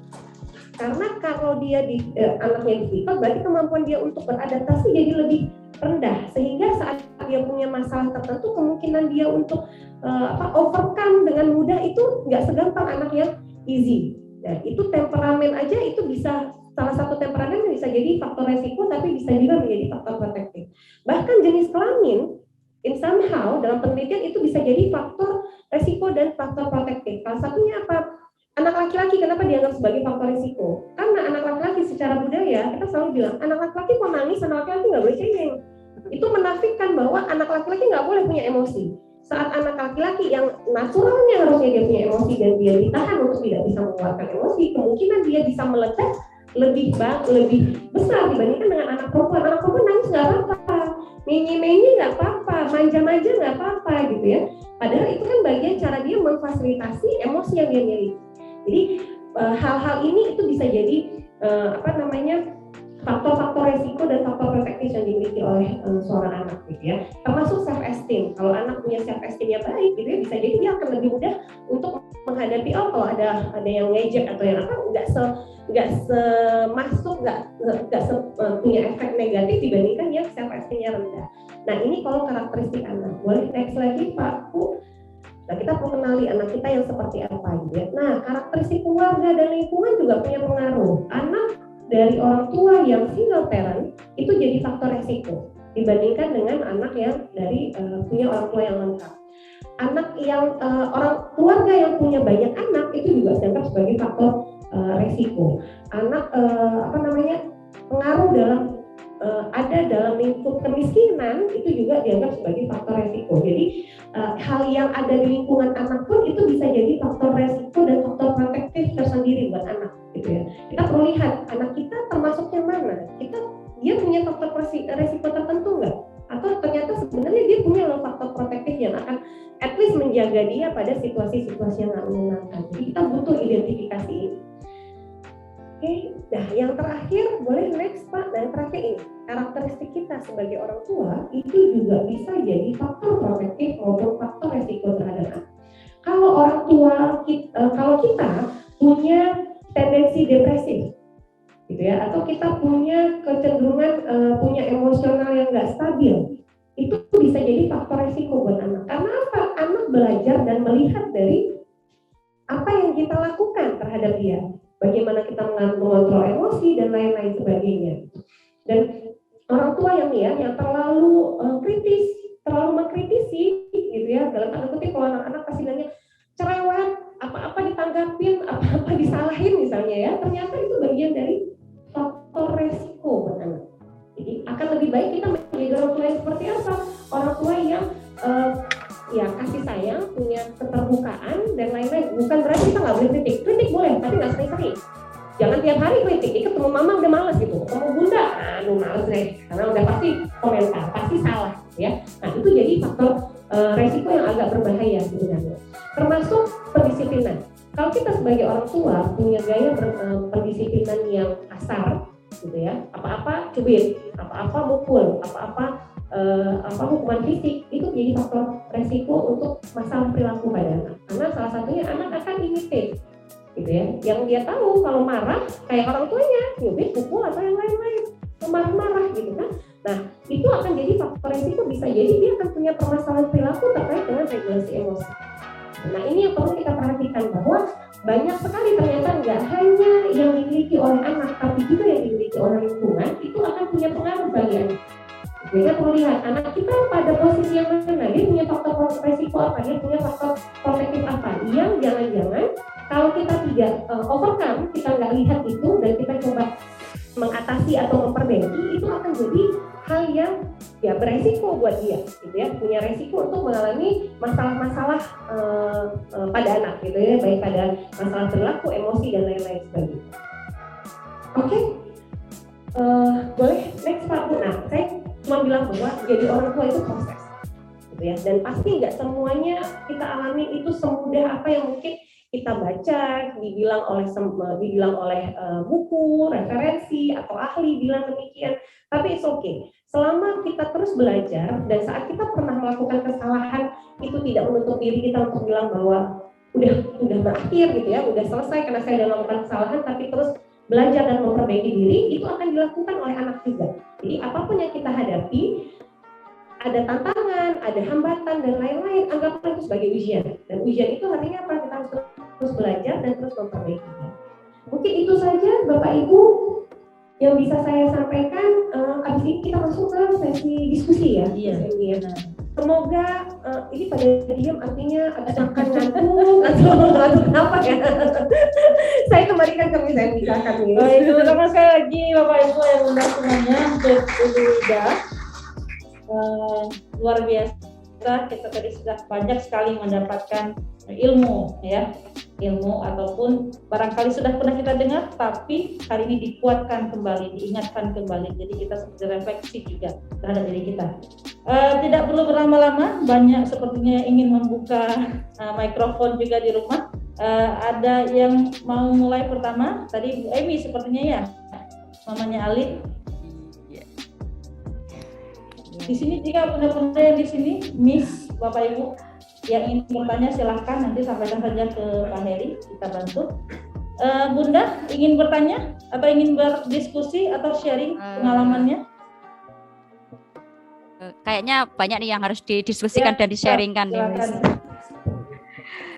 Terima kasih. Bismillahirrahmanirrahim. Assalamualaikum warahmatullahi wabarakatuh. Terima kasih atas waktunya Miss Emi serta Ibu Wida ya. Ini luar biasa, dari tadi saya menyimak tuh masalah anak tuh nggak ada habisnya kalau dibahas gitu ya Bu dan Miss Emi ya. Terus terang kami itu baru di Aceh, belum genap 3 bulan kalau nggak salah. Jadi memang kami itu pindah dari pulau satu ke pulau lainnya gitu ya, Miss. Terus terang ini perkembangan kepada anak tuh luar biasa gitu yang kami rasakan sebagai orang tua. Yang saya bahas di sini terakhir kali yang anak saya yang pertama itu kelas 5, yang kedua kelas 2, sama-sama di Fatih juga. Nah, kedua anak saya itu beda karakternya nih, Miss, sama Bu Wida nih. Yang pertama itu lebih cenderung yang ke slow to wake up gitu ya. Terus yang kedua tuh lebih yang isi ya itu. Untuk yang anak pertama pernah saya mengalami ini gitu ya, Miss ya. Itu lumayan lama karena dulu kan saya bekerja, saya PNS, jadi anak tuh nggak penuh sih sama asisten gitu. Tapi memang beda perkembangannya. Saya tidak membandingkan ini, tapi ternyata ini gitu ya. Saya tuh sampai bingung ketika pindah ke Aceh ini. Saya mulai memahami, diskusi sama papahnya gitu ya, Miss ya. Terus akhirnya ini pertama kali saya tuh kemarin dipanggil sama gurunya gitu ya. Wah ini, ya waduh Bun, ini bolehkah ke sekolah gitu. Saya kaget nih, anak ini pasti ada sesuatu gitu. Kemudian saya datang ke sekolah, saya pelajari dulu nih apa yang diceritakan sama Miss-nya gitu ya. Tadi tuh begini. Oke, saya harus memahami anak ini dengan tidak yang harus marah terus gimana. Gitu. Ini sharing yang pertama nih, Miss ya, sama Bu Wida ya. Terus selanjutnya gini. Tadi ini mematahkan penggarisnya ini gitu ya. Ini mohon maaf ya Bunda sama Ayah nih ya. Tanya yang kemarin kena nih. Iya, karena nggak ketemu gitu. Terus akhirnya saya kemudian tanya sama anak ini tuh diam. Semakin saya tanya, semakin dia diam gitu. Terus saya cuma senyum aja itu. Saya cuma senyum dan saya tidak memperlihatkan emosi marah atau kesal, enggak. Karena saya udah paham sekali nih karakternya nih anak gitu. Terus begitu selesai Miss-nya cerita, saya baru menanggapi. Anak ini begini Miss karakternya. Semakin dia ditekan, semakin dia di-push, dia nggak akan cerita. Dengan siapapun itu, saya bilang. Iya betul Bun, iya. Jadi bagaimana? Saya tidak menceritakan bagaimana gitu. Bagaimana saya kalau dia begini gitu. Saya cuma bilang, pasti ada alasannya kenapa dia begitu Miss gitu. Udah ini biasanya tuh sudah kayak bola salju gitu ya Miss ya. Jadi saat itulah momen dia mengungkapkan apa yang dia rasakan, cuma nggak berani berbicara karena dia merasa anak baru gitu mungkin ya. Terus kemudian panggil saja itu anaknya Miss di sini. Miss-nya diem, saya berkomunikasi dengan anak ini seperti ini. Saya tanya, tadi kenapa kok begini? Itu dia cuma diem, cuma senyum. Ini baru mulai ngomong. Jadi singkat cerita, pokoknya saya menempatkan posisi dia itu seperti teman saya ketika saya tanya, gitu ceritanya. Baru ketika saya memposisikan saya sebagai temannya, dia langsung cerita semuanya tuh begitu. Terus Miss-nya bilang, oh gitu ya Bun, iya Miss. Dan jangan salah Miss, saya menemukan ini tuh lama, tidak sebentar saya bilang. Itu butuh proses yang lama sekali. Karena memang begini karakternya, dia yang model yang lembut, yang nggak bisa yang meledak-ledak, yang di-push itu nggak bisa. Terus saya sekalian ceritanya nih Miss, anak ini tuh kelebihannya begini Miss, dan kelemahannya ini. Jadi mungkin Miss-nya agak sedikit pusing gitu ya, oh anak ini tuh nggak bisa begini. Jadi setiap kali kami pindah sekolah nih Miss, saya selalu bilang sama Miss-nya sama gurunya, kami sebagai orang tua open. Mau bercerita apapun saya open, karena karakter dua anak ini berbeda gitu ya Miss. Itulah sharingnya. Jadi saya oh begitu cara menghadapinya anak ini. Gitu ceritanya Miss. Terus yang kedua nih Miss. Masalah yang tadi ya. Karena ini anak-anak kedua-dua ini tuh mereka tuh kayak berpikir dan oh begini ya Ma kalau di sini ya gitu. Kenapa memangnya anak ini tuh sering cerita. Jadi kalau berangkat sekolah, pulang sekolah itu mereka cerita kejadian apapun tadi yang dialaminya di sekolah. Di kelasnya tuh gini, ini tuh gini. Ada yang teman yang di ini. Saya cuma bilang begini, kalau begitu, kalau yang baik tidak boleh, kalau yang tidak baik menurutmu tidak boleh dicontoh. Tapi kalau misalkan begitu, kamu yang digituin, kamu tidak boleh main hakim sendiri. Contohnya seperti apa main hakim sendiri? Nggak boleh langsung bales, saya bilang gitu.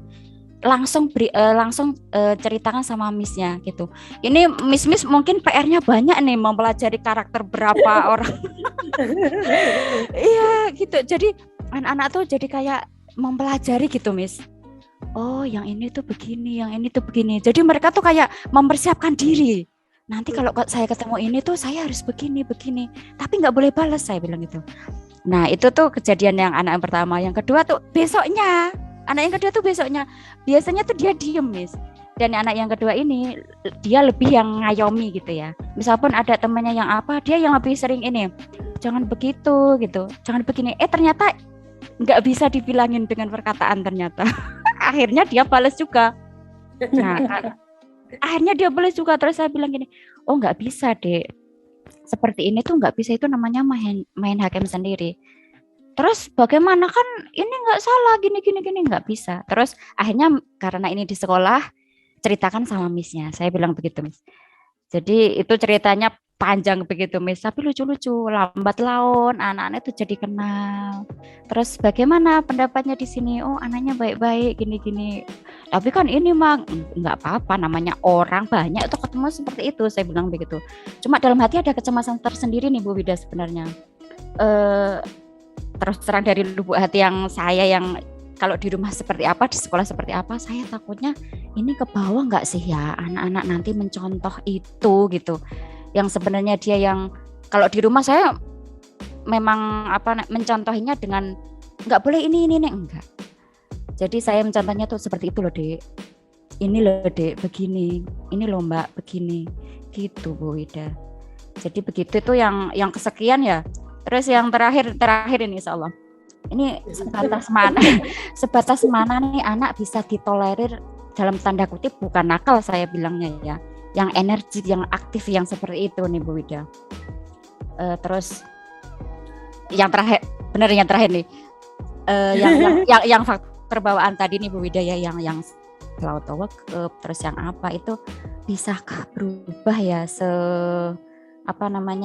seiring dengan lingkungannya yang berubah, terus pokoknya semuanya berubah ya dengan pemikirannya dia gitu. Ini kadang saya memberi diskusi juga sama yang anak pertama yang slow ini.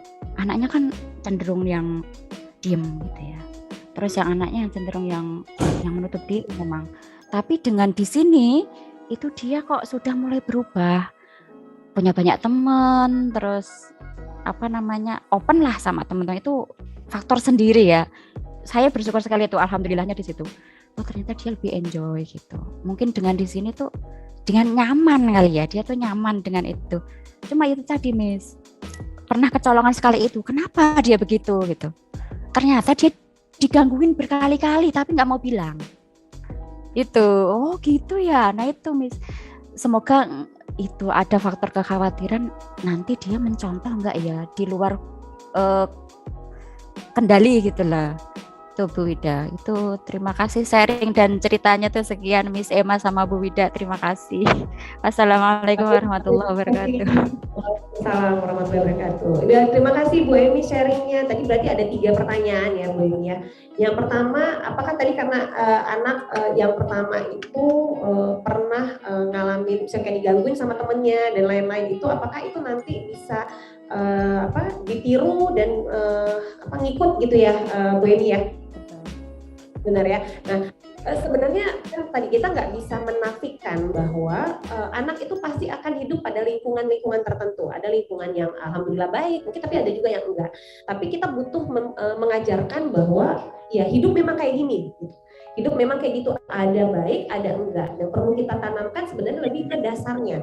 Kalau dia tahu bahwa yang namanya baik itu seperti apa, yang enggak baik itu seperti apa, dan itu tetap konsisten akan kita ajarkan dan kita fasilitasi, yang itu yang paling bisa kita kontrol, Bu Emi. Jadi kalau dibilang akan berpengaruh, pasti dia akan lihat bahwa ternyata ada yang demikian. Tapi mampukah kita punya basic atau pondasi yang mengatakan bahwa itu mah nggak baik, kalaupun ada yang demikian kita nggak perlu tiru, dan bagaimana cara menyiasatinya. Kalau terus-terusan kita diganggu, terus kita harusnya kayak gimana misalnya. Nah itu yang paling mungkin kita jadikan dasar buat anak untuk berperilaku seperti apa gitu ya. Dan kita juga nggak bisa, sebenarnya gini, nggak bisa sepenuhnya kita kontrol anak gitu kan, karena pasti apalagi anak udah besar pasti waktu dia bisa jadi dihabiskan pasti tidak bersama dengan kita. Yang pasti kita lakukan, yang bisa kita lakukan sebenarnya yaitu menyediakan kontrol dan menyediakan secure base-nya dia. Kalau dia punya masalah dia tahu harus lari kemana, dan kita jadi pihak yang akan membantu dan menanggapi dengan cara yang tepat gitu yang dia butuhkan. Jadi kalau dibilang punya pengaruh, bisa jadi punya, tapi selama kita bisa memastikan kita punya standar, kita punya dasar, dan kita konsisten melakukan itu, dan kita berikan feedback, insya Allah itu yang membantu anak. Karena nggak mungkin juga sebenarnya anak kita jaga kayak porselen gitu ya, nggak boleh kena ini, nggak boleh kena itu. Begitu nanti sekalinya dia ketemu dengan kayak gitu, malah jadinya kaget dan punya respon yang jadi mungkin nggak appropriate. Jadi memang ada baiknya dia kenal, tapi saat dia kenal hal yang negatif, kita butuh untuk mendampingi, gitu Bu Emi. Terus yang kedua, kan saya lupa ini karena tadi ya. Yang kedua tadi apa ya Bu Emi ya? Ini nih Miss, sebatas mana anak bisa ditolerir yang super energi yang aktif gitu ya Miss? Sebatas mana anak bisa ditolerir keaktifannya gitu ya Bu Emi ya? Oke, kalau tadi kan sebenarnya berdasarkan tahapan perkembangan itu ada tugas-tugasnya. Anak usia 4-5 tahun itu memang usianya aktif-aktifnya. Tapi ada batasan yang perlu kita pahami adalah sebenarnya adalah norma. Misalnya dia aktif, dia pengen tahunya banyak. Terus kalau masuk ke rumah orang dia pasti langsung pengen lihat semua in detail gitu ya. Bahkan masuk ke kamar dan lain-lain sebagainya gitu. Satu sisi kita bisa bilang itu adalah usaha dia untuk eksplorasi. Jadi nggak salah. Tapi bukan berarti kita akan membenarkan nggak apa-apa dia masuk ke rumah orang begitu aja. Atau nggak apa-apa dia ganggu orang karena dia sedang menyalurkan energinya gitu ya. Nah kita tetap butuh mengkoridori bahwa ada aturan, ada norma yang butuh diikuti oleh anak. Jadi eksplorasinya nggak salah, tapi dalam mengeksplorasi kita juga perlu lihat ada aturannya loh. Ini kan rumah orang misalnya, nggak mungkin juga kita langsung boleh nyelonong walaupun kita pengen tahu. Terus gimana caranya kalau pengen tahu? Nanya, minta izin ibu, boleh nggak lihat itu misalnya. Nah itu yang butuh kita ajarkan lebih lanjut gitu, dan kita perlu dampingin. Tapi memang matahin nggak boleh deh ke sana, nggak boleh deh ke sini gitu ya. Untuk aktifnya juga demikian sebenarnya. Kalau anak aktif dan dia punya keinginan untuk bergerak, tapi karena punya tujuan, in somehow itu baik gitu ya. Tapi yang tadi kita butuh arahkan, yang bisa jadi kan dia nggak paham bahwa dia pengen tahu, tapi ini ini tepat nggak ya secara norma gitu ya. Jadi selama itu punya tujuan dan tujuannya eksplorasi, kita tetap fasilitasi, tapi kita butuh koridori dengan aturan-aturan yang berlaku seperti apa, yang boleh seperti apa, dan yang tidak seperti apa. Dan sebenarnya yang butuh kita fasilitasi juga salah satunya kita perlu ajarkan anak bahwa ada perilaku-perilaku tertentu yang kita nggak bisa sepenuhnya intervensi. Jadi anak itu yang butuh untuk melakukan sendiri. Bilanglah misalnya, kalau tadi ya pengalaman Bu Emi, setelah dia diganggu berkali-kali dia ngelawan. Kalau saya Bu, logikanya saya apresiasi dia. Gitu. Karena dia berani bilang kalau dia nggak suka. Itu salah satu caranya dia ya. Walaupun misalnya kita bisa bilang ada stepnya. Pertama kita harus bilang kalau diganggu, saya nggak suka diganggu, jangan ganggu lagi. Gitu. Tapi kalau itu terus-terusan dan itu mengganggu dia, berarti kan dia harus bertindak. Walaupun kita bisa bilang, kita perlu juga mengarahkan bahwa mukul, apalagi ya mukul, melakukan hal-hal yang secara fisik itu bukan jalan keluar. Tapi bukan berarti tidak diperbolehkan untuk melindungi diri. Kenapa itu menurut saya note yang juga perlu dikasih tahu sama anak-anak, karena sekarang salah satunya kasus yang banyak muncul pelecehan,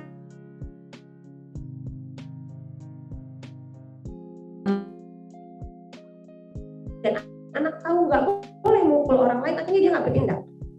Nah, kita harus pahami bahwa ada batasan tertentu yang kita boleh mempertahankan diri selama kita punya alasan, gitu ya. Tapi tetap kita bilang mukul atau melakukan hal konsekuensi fisik misalnya ya, gitu ya, respon langsung fisik, apalagi yang tidak kita pikirkan konsekuensinya, itu bukan jalan keluar. Tapi untuk mempertahankan diri boleh, karena ada banyak anak-anak yang juga ngerasa gini, kalau kita dikit-dikit lapor sama guru, dibilang apa ya Bu ya bahasanya? Ada yang kalau di Medan apa bahasanya itu kibus gitu, atau apa ya, pokoknya tukang lapor gitu. Dikit-dikit ngadu gitu kan. Dan kadang-kadang itu sendiri kan jadi bullying baru buat anak ini gitu kan. Anak-anaknya dianggap dikit-dikit bilang sama ibu guru, dibilang ini dan itu. Berarti artinya kalau itu jadi momen yang negatif, kita butuh memperkuat anaknya. Terus anaknya harus tahu kalau dia nggak nyaman dia harus ngapain. Oke, pertama bilang, aku nggak suka. Kalau dia udah mengganggu physically, kita boleh mempertahankan diri. Kalau kita sudah merasa terancam, baru kita melapor. Jadi kan ada beberapa step di mana kita memberdayakan dulu kemampuannya dia, sampai dia mengeluarkan kemampuan, harusnya dia mampu stand for himself atau herself, baru kita cari cara yang lain. Jadi itu juga menurut saya perlu untuk di overcome. Jadi dasarnya saya selalu bilang bahwa kalau misalnya anak saya dilaporin dari guru berantem dan lain-lain, kita butuh, benar kayak ibu, kita butuh lihat dari dua arah. Kenapa masalahnya? Nah, kalau memang dia lakukan itu karena mempertahankan diri dan kita marahin Bu, jangan deh, kalau teman nakal jangan balas dipukul. Terus saya mesti gimana? Orang dia mukul saya diam aja. Gitu ya, logikanya gitu ya Bu ya. Nah, tapi yang kita harus ajari bahwa bertahan oke, boleh. Gitu ya. Jadi ada step-step di mana kita butuh untuk mengembangkan kemampuan yang dia miliki. Karena kalau itu juga ya, kenapa anak-anak usia sekolah juga bilangnya dikit-dikit ngadu itu juga nggak baik, karena dengan ngadu dia nggak terasah kemampuan dia untuk problem solving. Itu kan problem solving, ada teman jahatin, ada teman ngejekin, dia harus gimana?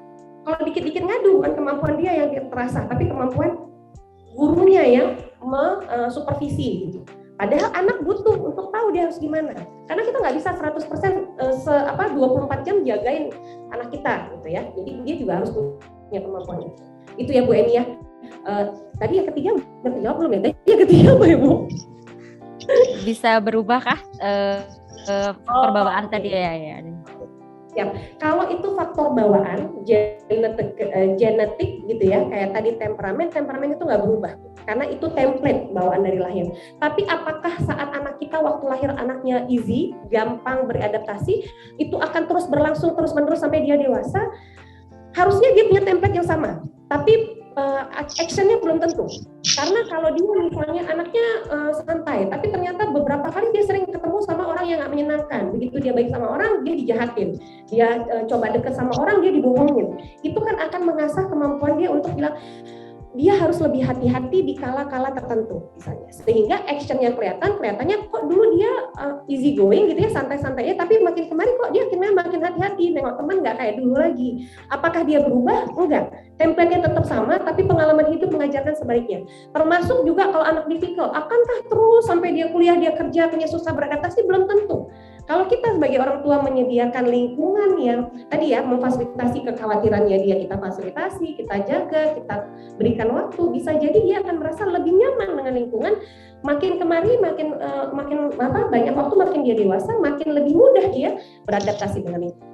Jadi kalau dia bilang berubah tadi template kayak temperamen sesuatu di bawah lahir, sebenarnya enggak, karena template-nya tetap, tapi tetap ada faktor lingkungan yang bisa mengasah gitu ya, mengasah lebih tajam dan atau menumpukan beberapa kemampuan sesuai dengan kebutuhan yang ada. Gitu Bu Emi, mudah-mudahan tidak puas, mudah-mudahan tidak puas sehingga bisa memicu banyak diskusi lebih lanjut gitu ya Bu. Walaupun kita nggak diskusikan sekarang, masih akan ada waktu di kemudian hari. Baik, Bunda sudah terjawab semua. Iya Miss. Insya Allah nih hampir nih. Kalau ketemu langsung lebih seru ya Miss ya. Insya Allah nanti diundang lagi Ibu Wida nih. Diskusinya akan lebih panjang.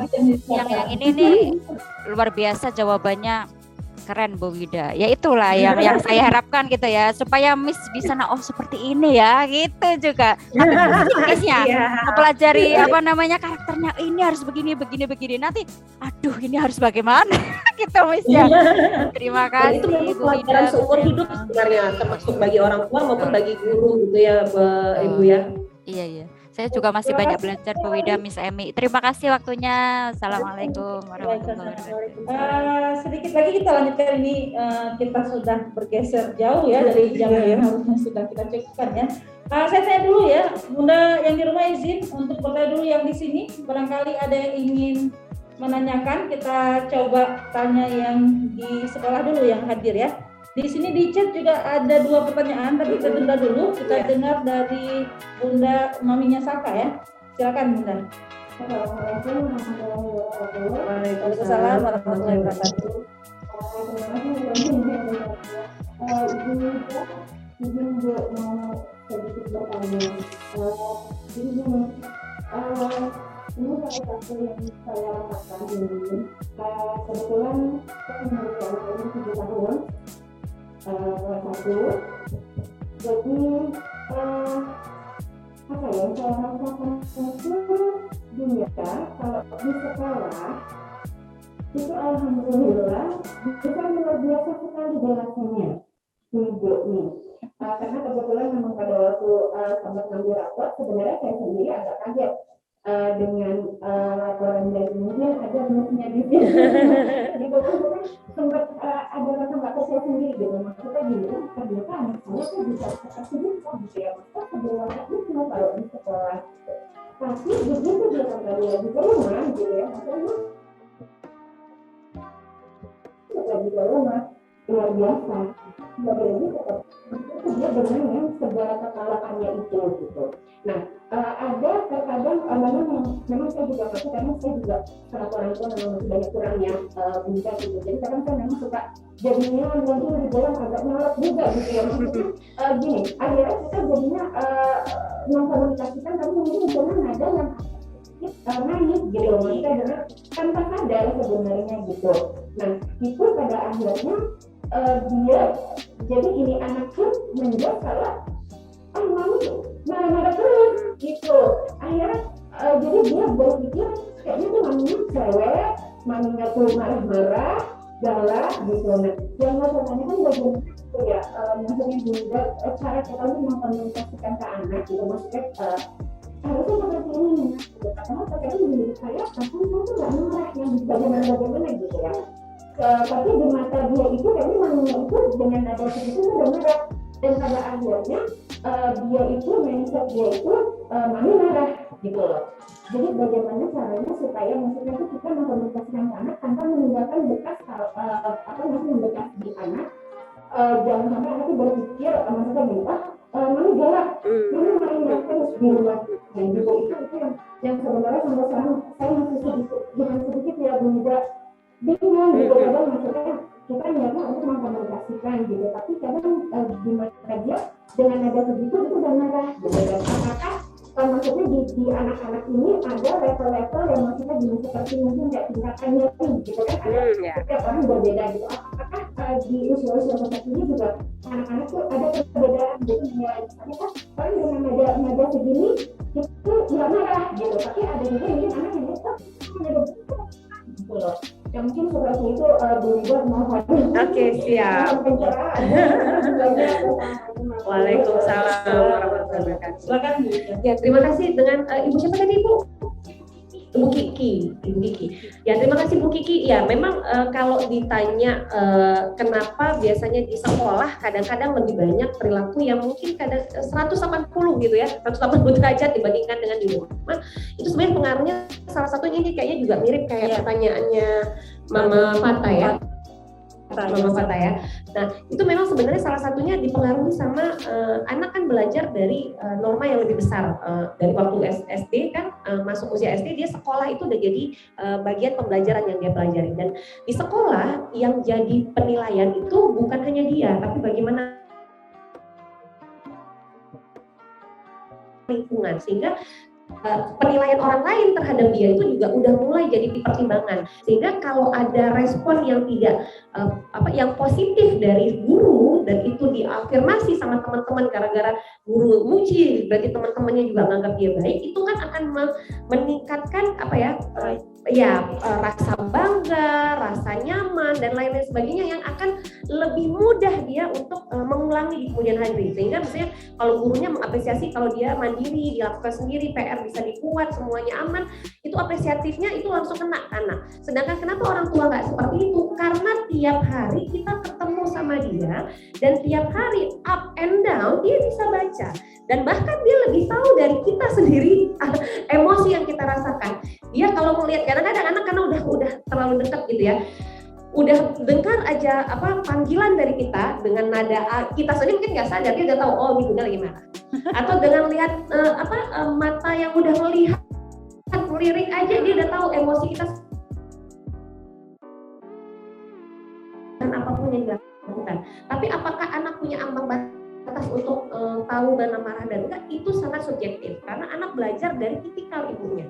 Gitu. Jadi misalnya tipikal orang tuanya kan, karena kayak tadi kan dengan dia sensitif tiap hari ketemu dia udah tahu bunda nih sekali bilang iya, sekali bilang enggak, sekali ini sekali itu. Kalau guru enggak, karena guru biasanya kan lebih strict, ada peraturan diterapkan dan itu terus menerus. Kalau kita namanya orang tua tiap hari kan kadang-kadang ada up and down. Anak saya sampai ingat dulu anak saya pernah bilang kalau saya ngukum gitu ya, saya karena dia ngelakuin kesalahan saya nggak kasih dia nonton atau yang lain-lain, akhirnya tercetus sama dia bilang kan besok juga bunda lupa. Nah gitu kan, artinya dia yang bisa baca yang kita sendiri kapan sih lupa gitu ya, kapan lupa gitu ya, tapi dia bisa ngeh bahwa ada fluktuasi dan lain-lain dan dia sangat kenal sama orang tuanya. Itu yang kadang-kadang membuat dia kesannya dalam tanda kutip jadi lebih sepele ya istilahnya gitu dibandingkan sama guru, lebih dengar omongan guru dibandingkan dengan di rumah. Bikin PR kalau guru bilangnya X gitu, kalau bunda bilang Y salah, walaupun gurunya salah pokoknya bundanya tetap yang salah. Yes, satu sisi itu sebenarnya ada keuntungan dari pihak sekolah gitu ya. Guru itu artinya punya authority memang yang lebih dibandingkan dengan orang tua untuk beberapa hal. Tapi kita nggak bisa pungkirin bahwa waktu dia dengan guru itu cuma sepersekian dengan waktu kita dengan anak, sehingga kalaupun dia bisa kenal kita sedemikian rupa, artinya kita juga harus punya banyak waktu untuk bisa mengenal dia dengan seperti itu. Jadi kalau dibilang bunda nggak marah, mungkin persepsi kita nggak marah tanpa kita sadari karena dia cukup sensitif untuk lihat ada pitch yang agak naik aja dikit gitu ya, dia udah paham gitu ya.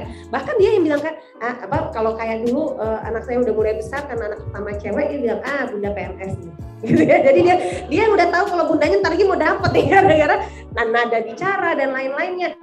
Apalagi bapaknya dia yang lebih ngeh gitu karena dia udah terbiasa dengan pola-pola dan mengasosiasikan banyak hal dari interaksi yang kita lakukan.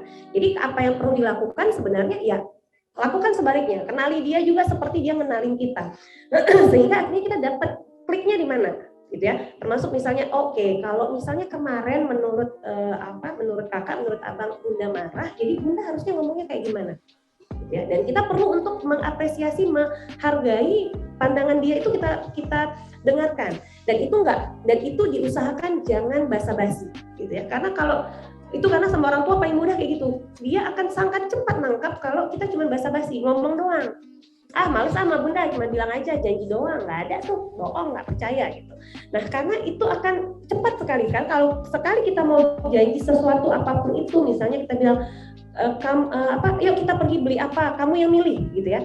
Mau pilihannya jelek, mau pilihannya nggak bagus, kita boleh kasih pendapat, tapi kita jangan mematahkan begitu dia nggak baik. Akhirnya kita bilang enggak, karena pilihan kamu bagus, jadi nggak usah deh pilihan bunda aja. Padahal kita udah kasih privilege itu sebelumnya. Nah itu akan mempengaruhi salah satu juga kepercayaan. Jadi yang perlu kita lakukan sebenarnya ya kita juga harus terbuka seperti itu.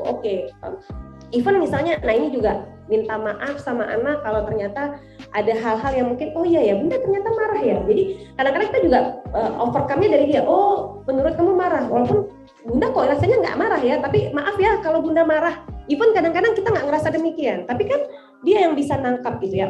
Maaf kalau bunda marah, jadi bunda harusnya ngomongnya kayak gimana. Dan itu in netral, karena ada beberapa kata-kata yang sama tapi artinya menyinggung, gitu ya. Karena kalau itu artinya menyinggung, kita harus nyindir bagi anak itu juga nggak mempan sama dia. Gitu bisa kita bilang kan, oke deh bunda salah, jadi bunda mesti kayak gimana gitu. Kan beda dibandingkan dibilangkan, oke nak bunda salah. Isinya sama tapi cara penyampaian beda, bisa jadi diartikan berbeda juga sama anak. Jadi itu sebenarnya kita butuh dua sisi saling mempelajari. Anak tanpa sadar pasti mempelajari kita, berarti kita juga harus dengan sadar mempelajari tipikal anak kita seperti apa. Mungkin bagi dia, oh itu tinggi nadanya. Oh bagi dia, bisa jadi bagi adiknya atau bagi kakaknya belum tentu, biasa aja. Nah itu yang namanya kita butuh memahami keunikan masing-masing anak. Dan gimana caranya? Salah satunya kalau anaknya udah cukup besar, kita harus tanya pendapatnya. Gitu. Ini udah benar. Maksud bunda mau nyampe ini, nyampe nggak ke kamu misalnya? Atau bunda mau bilang apa? Benar nggak itu yang kamu tangkap? Menurut kamu gimana? Gitu. Jadi kita butuh juga masukan dari anak itu seperti apa. Mungkin gitu Bunda Kiki, mudah-mudahan cukup menjawab gitu ya. Tapi nggak apa-apa, mudah-mudahan nggak menjawab sehingga nanti bisa memicu munculnya diskusi lebih lanjut gitu ya Bunda ya. Terjawabnya 50%. 50%. Depan datang lagi. Yes, benar. Terima kasih Bu Ida, luar biasa jawabannya. Ini tadi Mama Fata, kita anggap sudah dijawab ya. Tadi pertanyaannya sama, kenapa lebih dengar guru dibandingkan orang tua. Jadi kita anggap sudah selesai karena waktu kita 5 menit lagi. Di sini ada masih yang mau bertanya atau kita lanjut satu pertanyaan lagi dari salah satu orang tua. Assalamualaikum Miss, bagaimana menghadapi anak yang dari tes finger Stephen bersifat feeling introvert? Anak kami cowok dan saat ini berumur 16 tahun. Terkadang kami kesulitan karena memang agak tertutup, tapi memang cenderung mudah iba atau sedih. Sebenarnya awalnya kami kurang yakin dengan hal tersebut, tapi seiring waktu ternyata betul anak kami cenderung feeling introvert. Oke, Ibu Cutbris ya. Oke Ibu, terima kasih atas pertanyaannya. Mungkin ada beberapa hal yang butuh saya infokan gitu ya. Ada beberapa alat-alat tes kepribadian, inteligensi yang kita butuh pahami lebih lanjut tujuan dan implikasinya gitu ya. Tes fingerprint gitu ya, Stephen yang punyanya Stephen sebenarnya masih banyak pro dan kontra tentang alat ini gitu ya. Untuk menganggap apakah tepat, karena dari fingerprint kita bisa tahu kepribadian. Dari banyak penelitian yang ada, belum bisa menjelaskan apa korelasinya antara fingerprint dengan template kepribadian dari individu. Walaupun kayak mungkin Ibu alamin, belum tentu sepenuhnya salah, tapi akan salah kalau kita langsung mempercayai itu, gitu ya. Artinya kalau kita ngikut tes tertentu, kita butuh pelajari dulu. Tes ini apa sih, dibuat oleh siapa, bagaimana validitas dan realitas kalau secara statistik, dan apakah kajian secara ilmiahnya terbukti atau enggak gitu ya, sehingga kalau kita mau mengikuti atau enggak, ya, kepercayaan kita atau keyakinan terhadap hasil. Jadi hasil yang ada sebenarnya kalau untuk alat ukur ini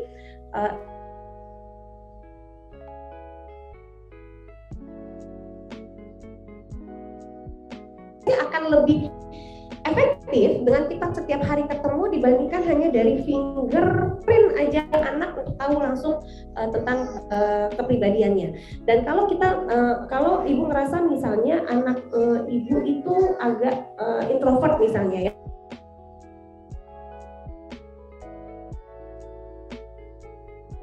kita memang melihat demikian, bukan hanya berpatokan sama tes tersebut gitu ya, karena memang anak kita nggak nyaman ngobrol terlalu banyak gitu ya. Kalau jawab cuma satu-satu, kita tanya panjang lebar, adek hari ini ngapain begini, jawabnya iya gitu ya. Kan ada beberapa yang demikian, harus, dan kita lihat bahwa oke, kita bisa terima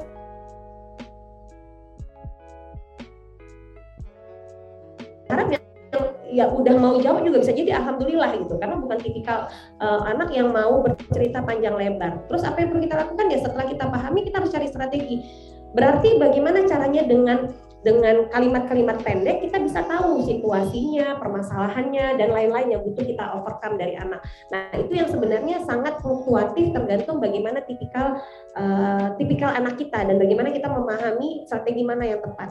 Tapi yang paling penting sebenarnya menurut saya, kita punya ekspektasi yang harusnya tidak berbanding terbalik dengan apa yang dimiliki anak. Kalau kita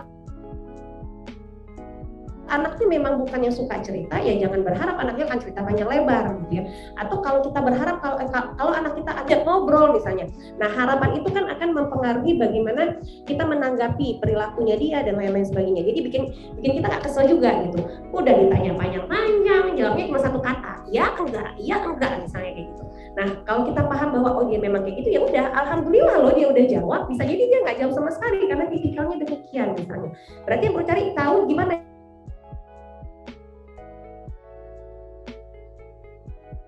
atau pertanyaannya itu harus spesifik gitu ya, sehingga dia memang jawab iya atau tidak itu udah menjawab apa yang pengen kita ketahui atau seperti apa gitu. Nah itu yang mungkin perlu difasilitasi Bu. Cuman tadi ya informasi dari saya saat ada alat, saya sih bukan itu berpeluang sama orang tua gitu ya untuk mau mempergunakan, tapi kalau memang ternyata ada beberapa alat ukur yang ujinya belum secara keilmiahan ujinya belum cukup kuat, itu cuma jadi pembanding aja, tapi nggak jadi patokan kita untuk bilang oh memang benar anak saya seperti ini. Sama juga dengan tes inteligensi gitu ya. Kadang-kadang ada tes inteligensi gitu ya, tes inteligensi itu superior, tapi kok di sekolah dia kesulitan ya dan lain-lain gitu. Jadi kita kadang-kadang jadinya menyalahkan, wah nih gurunya nggak lihat nih potensinya gitu. Kita berpatokan hanya satu unsur tertentu hanya untuk menilai kemampuan yang dimiliki anaknya. Kita butuh untuk lebih banyak berinteraksi, lebih banyak memahami secara langsung, karena apapun tesnya, apapun pihak yang lain, tetap orang tua yang harusnya lebih punya pemahaman yang lebih baik terhadap anak dan sama-sama bisa feedback gitu ya, introspeksi. Udah tepat nggak ya? Benar nggak ya saya terlalu cerewet? Atau mungkin beberapa anak memang butuh dicerewetin gitu ya. Jadi kita perlu menyesuaikan dengan itu juga. Gitu.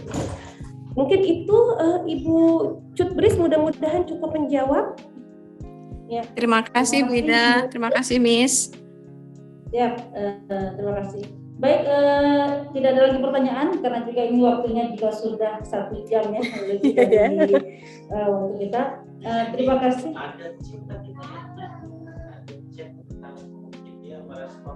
Oh iya, baik. Di sini ada respon dari Ibu Anggia juga. Oh, okay. Bapak Ibu mohon disamakan dulu persepsi introvert itu apa.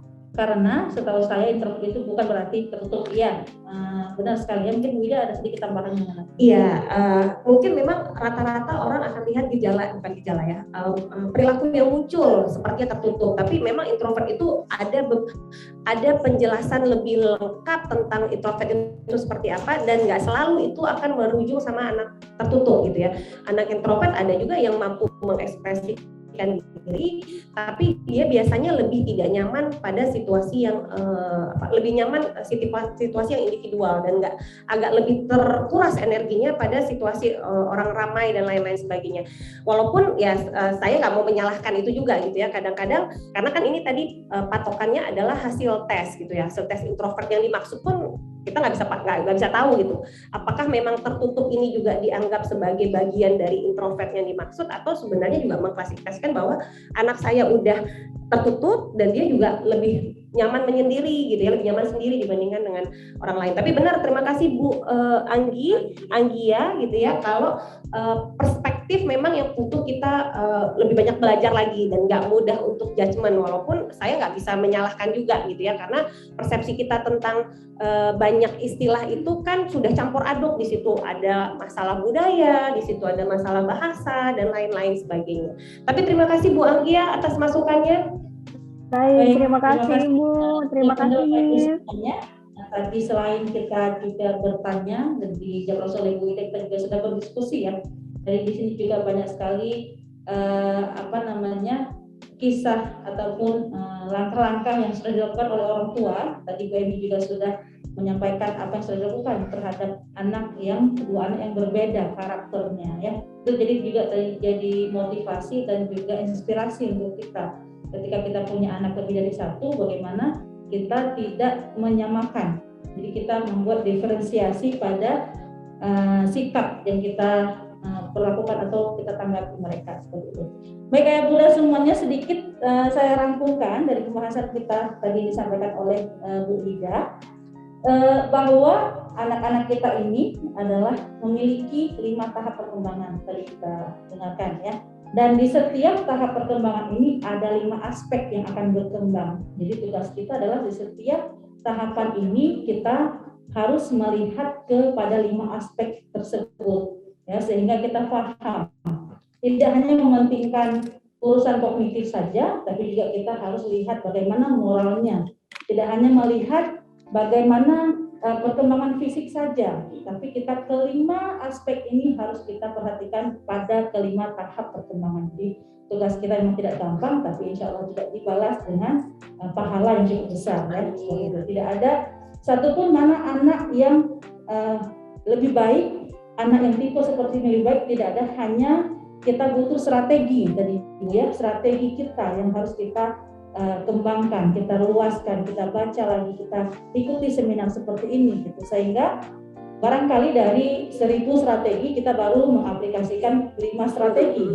Artinya bukan melulu salah di anak kita, karena anak kita adalah yang diberikan oleh Allah adalah yang terbaik untuk kita, sesuai dengan kemampuan juga sebagai orang tua, ya. Tadi kita sampaikan juga perlu sekali, makanya kenapa sekolah menyelenggarakan program ini, karena tadi ada komunikasi. Ketika perkembangan anak di rumah seperti ini, di sekolah seperti ini, maka orang tua ada komunikasi dengan guru. Disinilah terjadinya masukan, kalau anak saya harus begini, dari guru juga kalau dilihat di sekolah seperti apa, maka ini adalah sama-sama mengikuti perkembangan anak seperti itu. Yang tidak boleh kita lupakan tadi, jangan hanya basa-basi ya kepada anak-anak. Jadi tadi dari salah satu bunda di sini menanyakan mengenai bundanya marah, misalkan seperti itu. Jadi ketika kita ingin menanyakan bunda harus seperti apa, itu jangan hanya sekedar pertanyaan, setelah itu tidak dilakukan, ya. Jadi jangan pernah basa-basi. Dari kata Bu Ida, kita setelah kita bertanya bunda harus seperti apa, kita pun harus melakukan seperti itu.